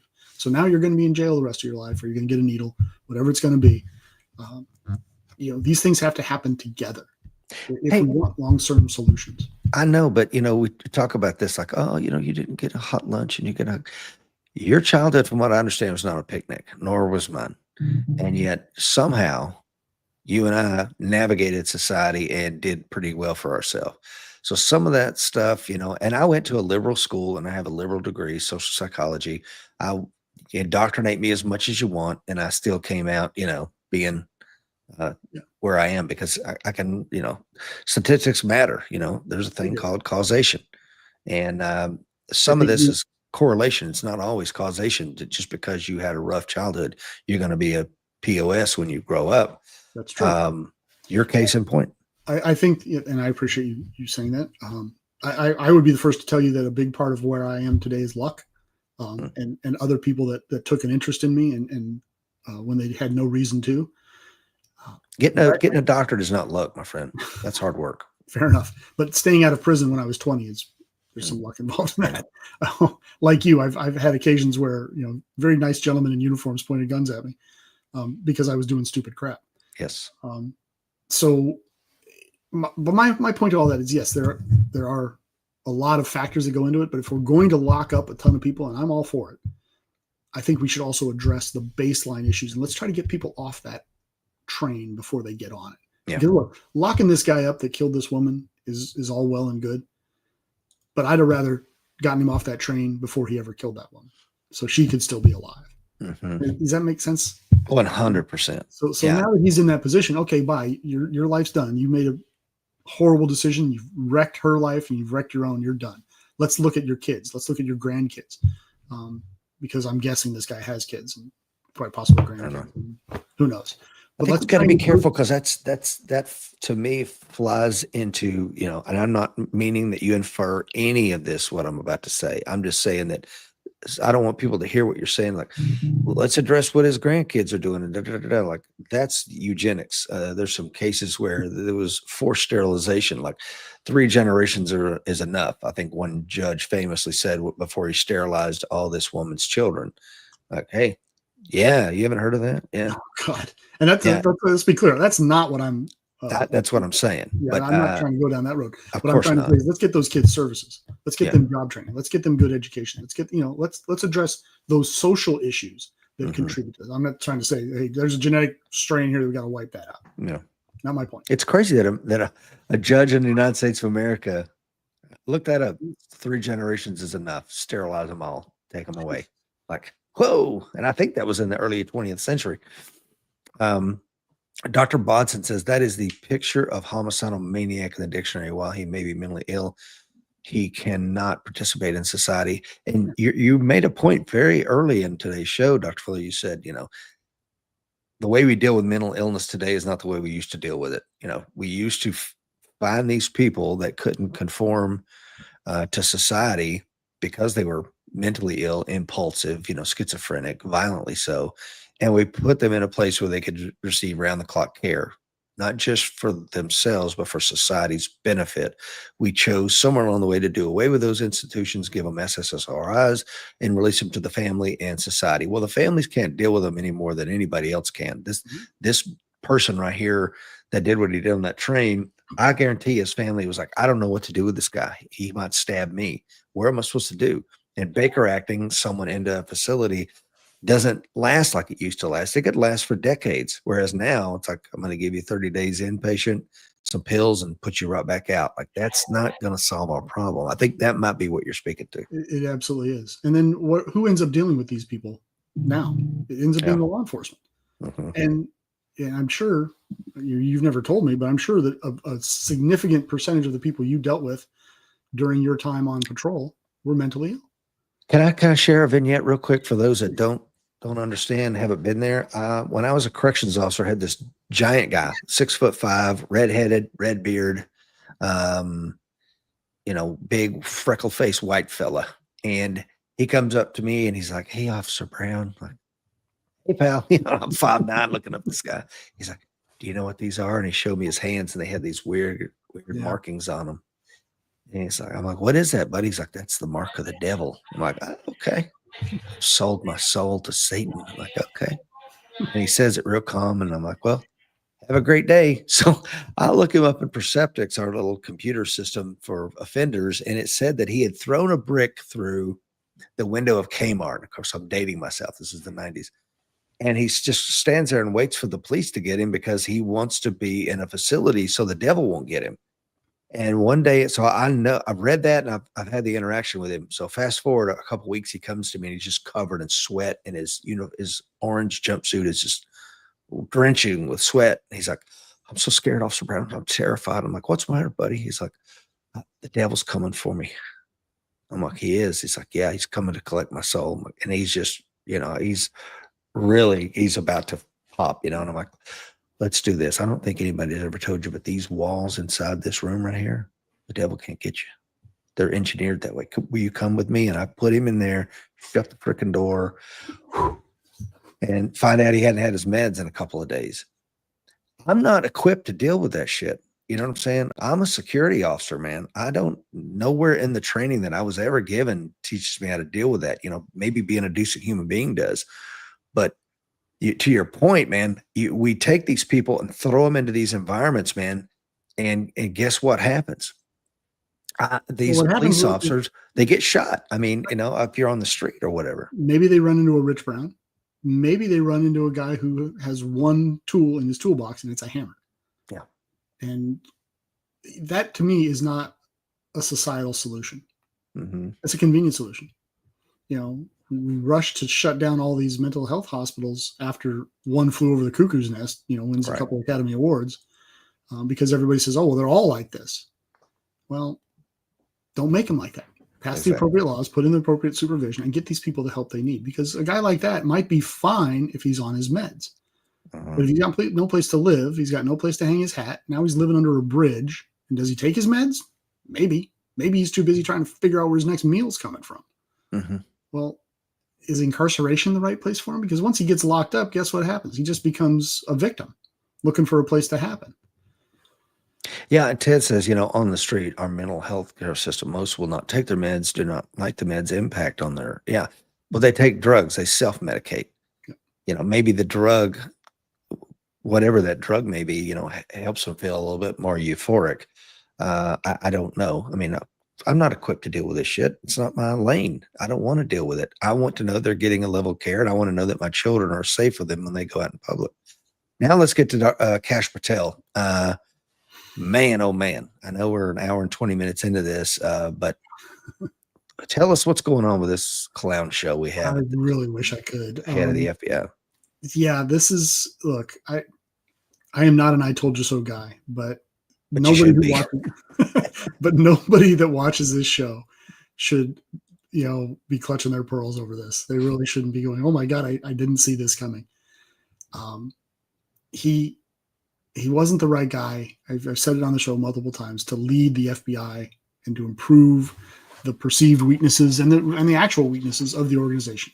He just has never been that guy. He doesn't know what he's doing. He's not in the right role. He's too young. He just doesn't have the experience set to do it. What he does have is a skill set of being a sycophant to the president and being able to yes man the president. And that's not the skill set you need at the helm of the FBI. Now, look, if the president is, as is alleged in the lawsuit filing, the 68-page lawsuit filing that I sent over to you, if the president is still mad about the FBI personnel being involved in the search of Mar-a-Lago and trying to incarcerate him, and he wants to destroy the FBI and tear it apart, that's, okay, go for it. You're the president, do your thing. But you got to do it legally. And you also have to understand that other organizations are going to have to pick up the mission set that the FBI has. You can't simply just abandon that mission set, right? Because the things are far, far too important. And look, I know there are people that watch the show and listen to the show that have very strong feelings about the FBI, and I absolutely get that. And it's fine. And you should have those feelings if that's the way you see things, and you should take them up lawfully to make the corrections that you think are necessary. Putting this guy in charge, we predicted it a year ago that the first time there was going to be an inevitable major problem, he was going to be found wanting. And I think that's what we've seen in the last week. And it's not just my opinion at this point. I mean, I sent you an article this morning. Fox News is going after him. Oh yeah. And I think the president is going to be in a position here very soon where he's going to have to fire him. Because the one thing that the president will not abide, given his past behavior, is people that make him look bad. And I think at this point, that's exactly what's going on. And if you read the lawsuit filing, which I think is, I hope you put it in the links of the show notes. I will. I'll go back and add it. Yeah, because it's 68 pages. And one of the things that Mr. Patel is alleged to have done is said to these agents that were fired, the president is still mad at the FBI about them coming after him. Yeah, bad thing. Because at no level in the military do you give an order in somebody else's name. Hell no, right? Never. If the battalion commander comes down and says, I want everybody to have a high and tight, and I want it tomorrow, I don't go down to the platoon and say, hey, guys, battalion commander wants everybody to have a high and tight tomorrow. You just don't do it. I go to the platoon sergeant and I say, platoon sergeant, everybody has a high and tight, 05 tomorrow morning. Make it happen. And does the platoon sergeant go, hey, the platoon leader wants? No. But let me tell you what a leader does in addition to that. I think you left that one piece. If I disagree with it, I vehemently go toe-to-toe the battalion commander with the door shut until he tells me, hey, Brown, get your freaking crayons out and color, pal. I didn't ask your opinion. Shut your mouth and get it done. Roger that. Then I go down there. Hey, First Sergeant, guess what? Everybody's getting a hand tight, including myself and you. We're going to get it done by the end of the day. Roger that. And then he goes, well, sir, where'd that come from? Come from me. Get it done. Doesn't matter who I come from. I'm telling you to do it. Yeah. That's right. But there also needs to be that relationship where I can come to you, and you, it's my first sergeant, can come to me, and we can close the door, and we can have that open debate. And I like to tell myself, but not in front of the troops. Never. It's just like mom and dad arguing in front of the kids. You don't argue in front of the kids, right? Mom and dad may disagree behind closed door, but you speak with one voice when you get out there. And for Patel to have said that to these guys is, I think, the kind of sin that President Trump will not tolerate. And oh, by the way, you're talking to people who've spent 20 plus years as professional investigators. You should understand that they're going to take notes. They're going to write things down. They're going to Patel's a lawyer, bro. He knows better. Tells everybody here to listen. He's a lawyer. But as I tell my wife all the time, there are good lawyers and there are bad lawyers, right? Not everybody is a great lawyer. And your wife's a DOJ lawyer, by the way. My wife is a DOJ lawyer. So that's usually when I say things like that, that is a precursor to me losing an argument. Inevitable. But nonetheless, it happens. So when he points his finger at that, not only does it look bad for President Trump, but this is now part of a lawsuit filing. And if this goes to trial, right, if this ends up in court, the first thing that the defense attorneys are going to do is say, okay, here are my list of people I want to depose. And guess who's going to be right across the top? Oh, yeah. It's going to be President Trump. That's right. And then right below that is going to be Pam Bondi and Kash Patel and Emil Bove. And these are people that nobody in the administration wants them to be deposed because they're going to do one of two things. They're going to tell the truth or they're going to lie. Yeah. And, there are those who say, well, these three guys that are involved in this lawsuit, they're career liars and they're bad people. Okay. But the courts are going to look at it and say, these are three FBI agents and these are a bunch of politicians. Make up your own mind. I think I should, as I mentioned to you, in full disclosure, one of the filers, Steve Jensen, is a friend of mine. I worked with him at the Firearms Training Unit for a couple of years. We worked side by side for that whole time, so I know him fairly well.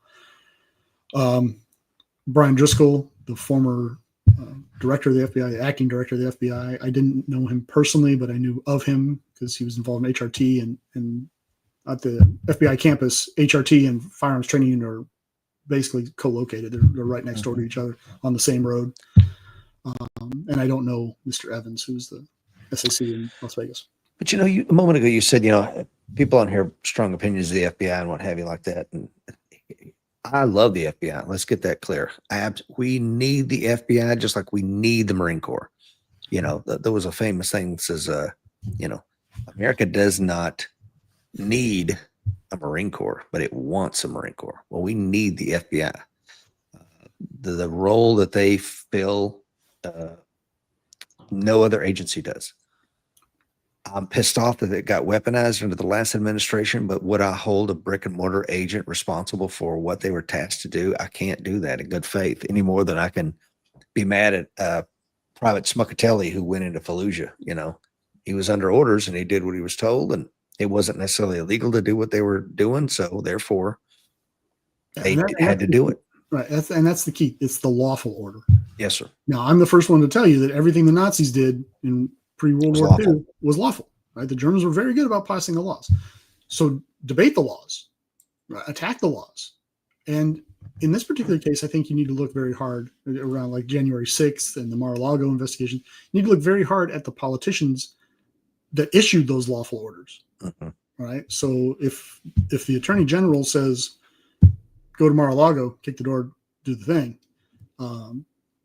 that may be a very lawful order. His main motivations may be completely political and may be therefore suspect and worth investigation, worthy of investigation. But to go after the agents for what they did, and honestly, you can do that too. You can go after them, but there is a process. Mm-hmm. There is a process that is codified in law and in FBI policy and in DOJ policy, and you have to abide by those. You don't get to just, and frankly, look, we're law people, right? If I break the law and I do X, well, it doesn't therefore give Rich Brown permission to break the law to punish me for doing X. Exactly. Right. Good point. Rich Brown has to be governed by the laws and frankly should be governed by the laws. He should be better than me, the criminal, right? Mm-hmm. Because if I'm going to break the law and then you're going to break the law to punish me, then what's to keep my cousin from breaking the law to punish you? And we descend into anarchy. Yeah. And Kash Patel just doesn't appear to be the guy that has his hands firmly on the tiller. I mean, the rumor is now that the night of the Charlie Kirk shooting, he had a reservation in a ritzy restaurant in New York City. And, and look, he doesn't want to race to the scene of the crime because he's got Italian food waiting for him. And he flew up there, I'm sure, in the FBI jet, the G5. But why race to the scene in the first place? Right. Here's a shock. Charlie Kirk's murder was not a federal crime. Okay. It was a state crime. It was a state. Now, can you turn it into a federal crime? Yes. Can you say, oh, well, the firearm was transported in furtherance of interstate commerce? And can you twist that around? Absolutely, you can. And it will be, I'm sure. Well, and look, I'm not saying it's necessarily always a bad thing to do, because sometimes you find places where there's going to be a miscarriage of justice. Rich Brown is the sitting judge in Crossville, Tennessee, and his cousin is now being charged with homicide, and he just poo-poos it and brushes under the rug. Is there a time now for maybe the feds to come in and deal with that? Possibly. Well, in this case, Dr. Fuller, that's a great point. Now you start pulling that thread on this Tyler Robinson kid, and if you find there's links to Antifa, and you can really bring people in that may have provided aid and comfort as he did this. I mean, that's something that maybe at the state level might be hard. Well, the FBI has the resources to pull that thread, baby, and really bring the hammer down on these. Of the homicide, they didn't know Tyler Robinson existed. Mm-hmm. That's right. That investigation is clearly in the state's purview. Mm-hmm. So that being said, it's a big deal. It's, on its face appears to be a political assassination. All right. So would it be appropriate for the SAC of the FBI to pick up the phone and call the head of state police in Utah and say, look, whatever you need, say the word and we'll get there? Because, and we talked about this prior to the show, that local PD doesn't have the manpower to process that scene. Right. It doesn't have the manpower to interview all 3,000 plus people that were at that rally. It doesn't have the ability to track them all down. To watch hundreds and hundreds and hundreds of hours of surveillance footage. All those people had their cameras out. I mean, how many videos have you and I watched of that actual shot striking Mr. Kirk? Every angle possible. I've seen at least a half a dozen of different angles of that shot. So how many people out there had their phones out and were recording? All of those have to be found. All those have to be examined. Every single one of them. Logged into evidence so that the custody is right. Perfect. Established chain of custody. Now you got to do a forensic examination on the telephone, all the still photos, all the video photos, or all the video. And that kind of level exceeds not just the local level, but may even push up against what the state can bring to bear. Right. Because just because it's working on this investigation doesn't mean that they are not working on their other stuff. Doesn't mean they're not still pulling people over on the highway. Doesn't mean they're not still weighing trucks. Doesn't mean that all that other stuff stopped. So yes, are FBI assets appropriate to offer and to provide in a situation like this? Yes, happens all the time, because it does relieve, let's say it's a 6-man PD or 5-man PD. There's no way they handle this. They got to go out and interview all 3,000 of those people. Every single person that was there is going to get interviewed. Yeah. Every one of them. So you're going to need bodies. So is it appropriate for the SAC to say we're absolutely? Is it appropriate for the SAC because of who the victim was? Mm-hmm. Is it appropriate for the SAC to be there at the press conferences, to be in the command post? I was the crisis management coordinator for the Charlotte division for a while. And one of the things we would do is we would roll into a big event and set up a CP. Mm-hmm. And you've been in a fire direction center. You know that's no joke, right? I mean, just getting the tents up is a pain in the butt. Now you got to establish communications. You got to establish where the latrines are, where the chow is, all the logistics support. Well, that's same thing in disaster relief operations I've been involved in. Same thing. Yeah. Right. If you're going to sustain this operation for any length of time, all of these things become critical. Again, beyond the capacity for most small local PDs. Mm-hmm. So is that appropriate for the FBI to come in and offer these services? Absolutely. We do it all the time. All the time. Is it something that the SAC of the Utah division needs to be on scene all the time? No, it's not. In a situation like that, what I would typically expect to have seen is the SAC offer up everything in the world that they need. Anything you need, we'll get it. If we don't have it here, we'll get it shipped here. We'll have it flown here. We'll find it for you. I would then expect him to maybe show up initially, probably with his ASAC, his number 2 guy, and probably a squad supervisor, and say, look, I'm here. What do you need? Let's have these initial conversations. We have this liaison. Then he's going to get the hell out of Dodge. And he's going to say, Rich Brown, my supervisor of the squad, is going to be here for the next 8 hours. And he's going to be one of the 3 guys that is going to roll in here to supervise any, function as liaison. Or I'm going to put one of my ASACs over here because this is critically important. He'll be here during normal business hours. Let me know when the press conferences are. I'll be here. And he's going to get out of the way. Right. As he should be. As he should be, because you don't need Cash Patel and everybody else breathing down his freaking neck. Right. And apparently some of the press conference, at least the initial press conference, was delayed to give Patel time to fly out there the next day so that he could be on scene. Oh, jeez. But you know the deal. I mean, look, if you're out doing a shoot, you're going to go out and you're going to shoot your guns, and you've got the batteries out there and you're set up and everything. Is that really appropriate for the Commandant of the Marine Corps to come down there and stand around? No. And what happens if he does? Now, all of a sudden, your personnel priorities shift. Yeah. Right? Now you're not just putting rounds in the range fan. You've got people got to find the base to put his flag in, because the general officer's flag's got to get mounted outside the freaking tent. And you got to find somebody to park his car. Oh, my God. Go shine up the battalion commander's Humvee and make sure that you armor all the seats, because he's going to put his delicate butt in that seat. And we got to make sure. All of a sudden, your priorities shift, and it gums up the works. Yes. That's exactly what happened here. I promise you. When Cash Patel said, I'm on my way, and he doesn't show up alone, right? He shows up with a whole parade of people, multiple cars. You got to send people out to pick him up, because unlike the president, he doesn't fly with his Suburbans.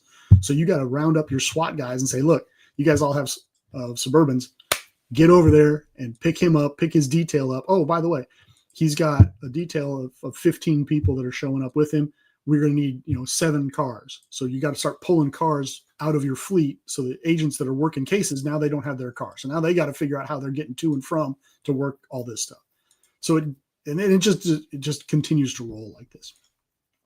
So then it's chaos and friction, It's exactly, it's friction. It slows things down. Now the SAC, instead of concentrating on looking down towards the investigation and how I can help, now he's got to turn around and effectively be the liaison to get Mr. Patel to his hotel, to get him to dinner, to get him to, oh, you're in town. Well, you've got to meet this guy. I've got to get you over to the governor. I've got to do, so now all of a sudden he becomes, the Julie on the Love Boat, right? He's got to run this guy around and show him a good time, which means he's not doing his job.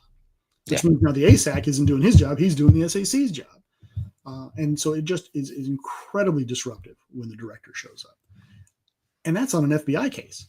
This isn't even an FBI case. He shouldn't have been anywhere near Utah. That's why the whole thing, he had a dinner at Rayo's and he went to the dinner and I'm like, well, great, go to the freaking dinner. This is so far beneath you. I mean, I don't mean to sound this. No, Charlie Kirk's death has impacted me, my family personally, in a deep, deep, meaningful way. So I won't say it's beneath the FBI director, but at the same time, it's like, let them handle it. Let them know, make a phone call. Look, anything you want, need, here's my personal cell phone. You push this button, brother, and I will have a C-130 loaded down with whatever you want. I will have it there. The SEC has that already. He has Yeah. the personal number. And oh, by the way, you just put that SAC in place, 2-3 weeks before this happened. If you didn't trust him to do the job, you shouldn't have put him in that job. But Agreed. you did put him in the job, so you do trust him. So get the hell out of his way. Yes. Amen. And let him do the job. Look, and if he That's doesn't do leadership, bro. That's leadership. TC. That's what it sounds like. got to power it down. That's why you say he just doesn't have it. He doesn't have it. And then, to make matters worse, he shows up. He looks like a hobo when he shows up, right? He hasn't shaved. Well, he's LARPing. He looks like LARPing. That's what I keep saying. Right? He's LARPing. It's live action role play. I sent you that picture of him wearing the FBI raid vest with the FBI Utah SWAT patch on it. I'm like, just stop. Just stop. Look, you make me the head of the Department of the Navy tomorrow, and I land on an aircraft carrier. You know what I'm not going to be wearing? I'm not going to be wearing a cool guy pilot jacket with all kinds of, with a freaking trident on my chest and all kinds of cool guy patches from all the cruises I didn't go on. Right. And you don't do that. You just freaking don't do it. So every time Mike and I go train the FBI or any of these agencies, they will, give us a patch or they'll give us a coin or t-shirts, so I have a bunch of shirts. It's like Philly SWAT and all this stuff that these guys have been kind enough. Where can you wear it? I know. I for years they just kind of said in my thing, like Firearms Training Division, Newark, FBI. I'm like, so now I've been kind of wearing it, but at the same time, it's like I don't want to be disrespectful to them. They gave it to me for a reason, but at the same time, man, I'm not going to slap that patch on my arm. And, Billy SWAT, here we are, baby. No, you're not. You just can't. And now I'm LARPing. You know what I do with those shirts is I make a quilt. There we go. You can't just throw them away, right? You can't give them to charity, so you cut them up, make a quilt out of them. So he shows up like that. And if you look, everybody else is wearing a suit. Mm-hmm. Everybody's wearing a suit. And then when he finally does wear a suit, I don't know where he got that tie, but whatever. I'm getting petty at that point. But then he tweets. Oh, that's the worst. Oh my God. And it just comes back to he's a podcaster. Right? He's a social media personality. And he and Bongino both have been beating the FBI up internally about we need more social media contact, because that's what they understand. Yeah. That's their thing. And I get that, right? But it doesn't mean in the case of transparency, Dr. Fuller, I would submit if that's what they're seeking to attain by social media to give the American public transparency, I will agree with that. Outside of that, don't need it. Well, and I will say I would agree with that. And here are two things I would say about that. One, you have a press office. Yes. Thank you. Just like the president should be using his press office to do his tweets, you should be using your press office to do your tweets. One, because then they can control the message and can be put out professionally and done appropriately. Two, if it screws up, you don't have to say, oh, that was me. Oops, my bad. I'm the idiot. I screwed that up. You can say, oh, yeah, my subordinate over there, he hit the wrong button and sent it out wrong. He's now in our field office in Guam, and we've made the corrections so that won't happen again, right? So that you don't necessarily have your fingerprints all over the statement of, oh, the subject's in custody. Can you imagine how that hit in Utah? I mean, think about how that, the head of the state police was like, what? The governor, huh? What? Because you are not a podcaster anymore. You are the director of the Federal Bureau of Investigation. What you say matters. Mm-hmm. It has impact. It changes behaviors. What if everyone's on a lockdown and you say, oh, he's in custody? Oh, we're not on lockdown anymore. We're going to wander about a bit. Well, that might be a problem, maybe. Yeah. And oh, by the way, do you think that is going to be featured in anybody's resulting lawsuit? No. Do you think it's going to be featured? Is a defense attorney now, Tyler's defense attorney, is he ever going to have an opportunity to say the phrase, well, who did you arrest? Mm-hmm. You said you had somebody before my guy. Maybe that's the real shooter. And now we're going down a path towards reasonable doubt, right? Or any number of things that you've just fed into the defense attorney's toolbox. Does he use it? Does he not use it? I don't know. They're clever people, and they're going to be zealous advocates for their clients. Shut the hell up.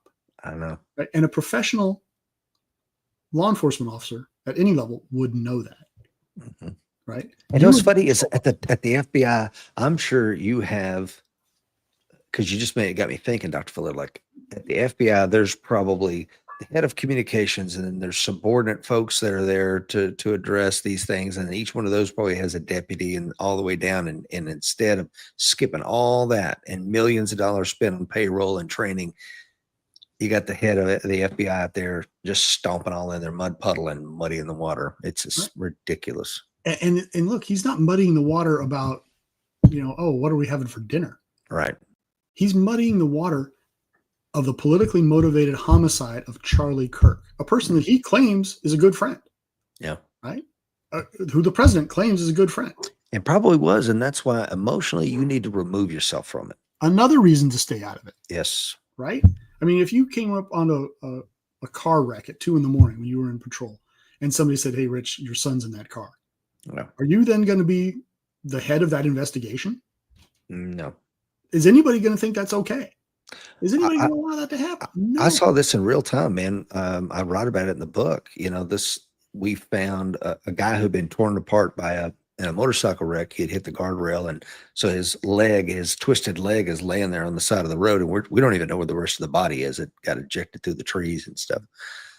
So I go to the twisted leg, and the wallet is still in there. So I pull the wallet out and I open it up, and the cop's standing next to me, just like, he turned white. He's like, "Oh my God, that's Joe. Oh my God. I know his wife. I know his kids. Do you think we sent Joe to notify the wife?" Dude was he was wrecked. He was done. Send him home for the night. Did you let him run the investigation? Hell no. No, you didn't. So yeah, your point is incredibly well made. And then he does that press conference. I know we talked about that, but then there was the Valhalla comment. For those that haven't heard, this is the most cringe moment I've seen from a public figure in a long time. For those who haven't seen it, go look it up. Maybe Rich will find the link and put it in the show notes. But he's giving what amounts to a kind of a eulogy. I don't know how we're going to talk about it. It's part of a press conference. He's finally found a suit and a really hideous tie. And he finishes up by saying, the last line of his speech is, in effect, "We've got the watch. I'll see you in Valhalla." Mm-hmm. All right, now back it up. Now, the first thing when he says, "We've got the watch," I'm like, okay, hold on, pal. You were never in the military. Right. And you were never a cop. Nope. Mr. Kirk, for all his great and glorious things that he's done, was never in the military. He was never a cop. So neither one of you were on the watch. Right. Okay? This is a phrase that comes from the military. It's been largely co-opted by law enforcement now that, we're the watchers on the wall. We're on the watch on the bridge. We're looking out for other ships. This is kind of where it started, but we're on the watch for threats. We're looking out. We're the sheepdogs. We're watching for the bad guys.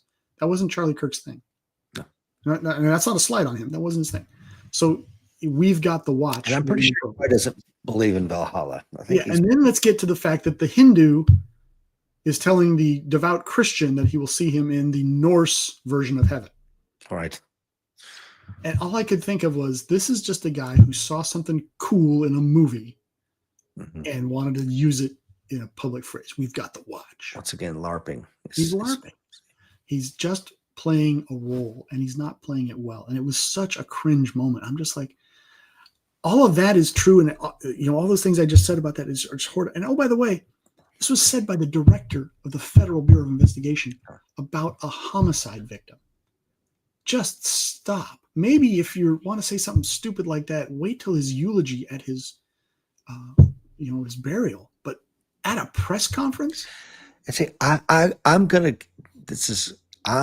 when I heard that, I'm giving the guy some grace. Maybe it's undeserved, but I'm like, I've been in a position where, we were burying one of my very best friends in Arlington, and his mother is there. I won't say his name. And she was so emotionally distraught. She got up that morning and just shaved her head, literally, or cut her head down to nothing. And it was just so striking to see his mom, who I knew, like to look like that. And I'm like, what do I say to her? She's lost her son. And we were staying with his wife and the children. So I'd been kind of ferrying them around, and Lisa and I were helping them. I'm like, what do I say to the mother? What do I say to the mother? And I finally got up there, and I didn't want to say something cringy or stupid. And I just hugged her and said, "I loved your son." That's all I could say. Sure. So I'm like, I've been in that position where, and thank God the cameras weren't on me. It was just a private moment between she and I, So I give the man a tinge of grace, like he didn't know what to say. And of course, he chose to say the wrong thing. How about just not say anything at all? Let that be between you and Erica and you and his children. And then don't say anything. I don't know. And I accept that as a reasonable perspective. I would say that, one, you're the director of the FBI. Uh-huh.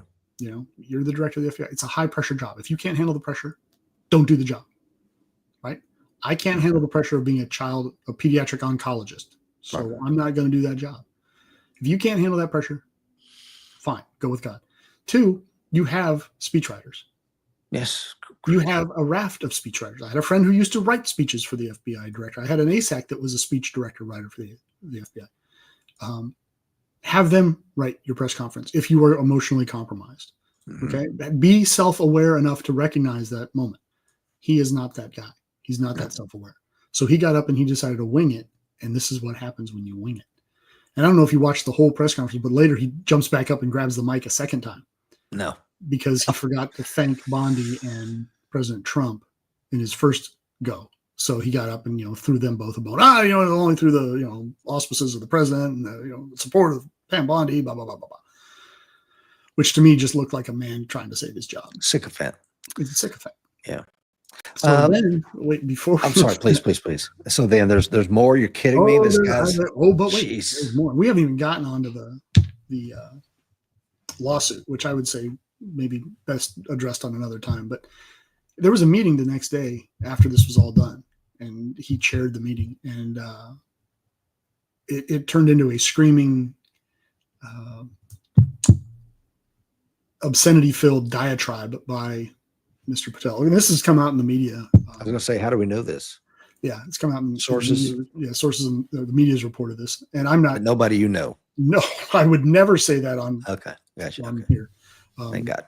No, but apparently, one of the things he said was he's not going to tolerate any more Mickey Mouse operations like this one in Utah. And he was apparently upset because he stepped on his crank and he's blaming somebody else. Because again, not self-aware enough to say, I screwed up. I got to fix this. We need to put some things in place to make sure I don't do that again. Right. So he starts screaming and yelling at FBI professionals. Well, of course it leaks to the media because he hasn't built any level of loyalty amongst his subordinates. None. And so someone's going to tell someone who's going to tell someone, and it's going to eventually make its way out. And that's exactly what happened within, best I can tell, within a couple hours of the conversation happening. So he makes these cracks and he's attacking the agents that just moments before he had been praising on national television, which again makes him not just an idiot, but makes him a bad leader. And he's really sowed the seeds here, I think, for a situation where when the time comes, and it is coming, nobody's going to step up to help him out. Just nobody is. Because that lawsuit isn't going away. It's coming down the tracks. And there's not going to be a whole lot of people that are going, he's the greatest thing since sliced bread. It's going to be one of those deals where he gets shot in the street and everybody's going to step over his body. Yeah. And that's absolutely true. And we also have to, unfortunately, what lays ahead of us is the trial for this Tyler Robinson kid and all that other stuff. And I'm sure this Cash Patel crap will get brought up in his trial as well. It can be, whether it's brought up or not. True. You've opened the door to it can be. And you know this from being a patrol officer. You don't talk to the media, right? You send it up to the professionals to talk to the media. And the chief is going to talk to me, and he's going to do it with advice and whatnot. Because not only because you're going to get yourself in trouble regardless, but because you don't want to screw up the prosecution. Mm-hmm. And you know that, and I'm not sure you're not a lawyer, right? I'm pretty sure Cash Patel is a lawyer. Matter of fact, he was a defense attorney, wasn't he? Wasn't he a public defender? And a prosecutor, allegedly. So you would think he would know better. But he doesn't. But you're not one to say you told advice. I'm not going to say, and I'm not going to say things like he's starting to look like a DEI incompetent hire to me. I would never say that because I just think that's a bad thing to say. You would never say that. I would never accuse him of being hired for reasons other than his competence and his ability to do the job. I was probably hired for his damn loyalty. I'll tell you that much. That's what it's increasingly appearing as though. Yeah. Is that he's clearly not hired because he's capable of doing the job. He's obviously hired for other reasons, and what those reasons could be are starting to become more and more clear, especially if you read that lawsuit filing. I can't wait. I'd definitely be reading that when we get off here. A couple things. This is relatively silent over the weekend. I mean, you could, if you searched hard, you could find it. Tommy Robinson, who was recently let out of the UK prison for not bending a knee, led a multi-million man march through London. And going up in front of my house today. Oh, wonderful. Love it. You know, put it next to my American flag, because I can do that legally in the United States. I can fly King George's Cross. Yes, you can. George's Cross, pardon me. But so definitely something to keep your eye on. There's been pundits saying that there's a civil war brewing in the United Kingdom, and this is the last chance to take their country back. I watched Elon's entire speech. He spoke to the crowd via screen. Did he? And you probably should watch it. Yeah, It's I will. very interesting. I like this I've one. also been seeing things where the sale of crossbows has increased dramatically. Really? In England. I'm like, well, you can't own guns. I guess that's what you do. You buy cricket bats and crossbows. Okay, so funny you said that, because yesterday I got a new handgun and a caliber I don't have. So I was going to take it to the range and shoot it yesterday. So I went by Rural King to pick up ammunition, now that Walmart does not carry pistol ammunition anymore. So I go by Rural King to grab some on the way to the range. And my God, the ammunition section of Rural King looked like it did during the Summer of Love. So I think that maybe here in the red state, in the red county where I live, people saw the recent murder of the young Ukrainian girl and the Charlie Kirk thing as a cause celeb to run out and snatch up some ammo that I was unable to get it. They were completely out. So, but you know what they say, right? The fight is coming. Be ready. You don't buy your ammo during the crisis, right? Which obviously that's not what you're doing. No, of course not. Some And of your neighbors are doing that. if anything, I wanted to, because I really only have like 12 gauge 9mm and 5.56, and I've recently got a 308, but I need to stock up on my 308, and I got a 380 auto because why not, right? Right. Well, it's America. Yeah, it's America, thank God. There was So a time when I had about 500 rounds of 380 ammo and didn't own a 380. So you know what the solution to that was? Go bid a 380. Thank you. No one has ever gotten that wrong. No one in my sphere has ever gotten that wrong. No. I love this one too. Speaking on that, and I found this meme relative to the march over the weekend. And the young girl in a burqa. Dad, what did you do in the Islamic takeover of England? I avoided being called Islamophobic. And his son says, effing loser. Also, just put this on everybody's radar, because since the Charlie Kirk shooting, watch what's going on with Romania and Poland. UK has been flying drones in there. I'm sorry, the UK has been flying. Okay. Russia's been flying drones into Poland. There's been some other incursions, as I understand it, with drones coming into Romanian airspace. They're invoking their NATO articles to get some assistance. So again, I love this. They're testing the fences for weaknesses, and they're doing it systematically. Yes, they are. Sabotages are up in Europe. So, and finally, I'll end with this meme here. So some of you should be flipping some tables over by now. This is, of course, my Lord and Savior, Jesus Christ. Was when people are like, we should be more Christ-like. I'm like, which one? The one that flipped tables over and whipped people with a bull whip? That might be my Jesus right now. The one who advised you to sell your cloak and buy a sword? That one, that guy. Well, Dr. Fuller, that's all I got. Any closing thoughts, my dear friend? Well, if we haven't underscored the fact that the fight is coming and that you should be ready, then you're just not paying attention. Don't panic. Put some thought into things. Get the training. Get the supplies. And be ready. Because that fight, folks, is coming.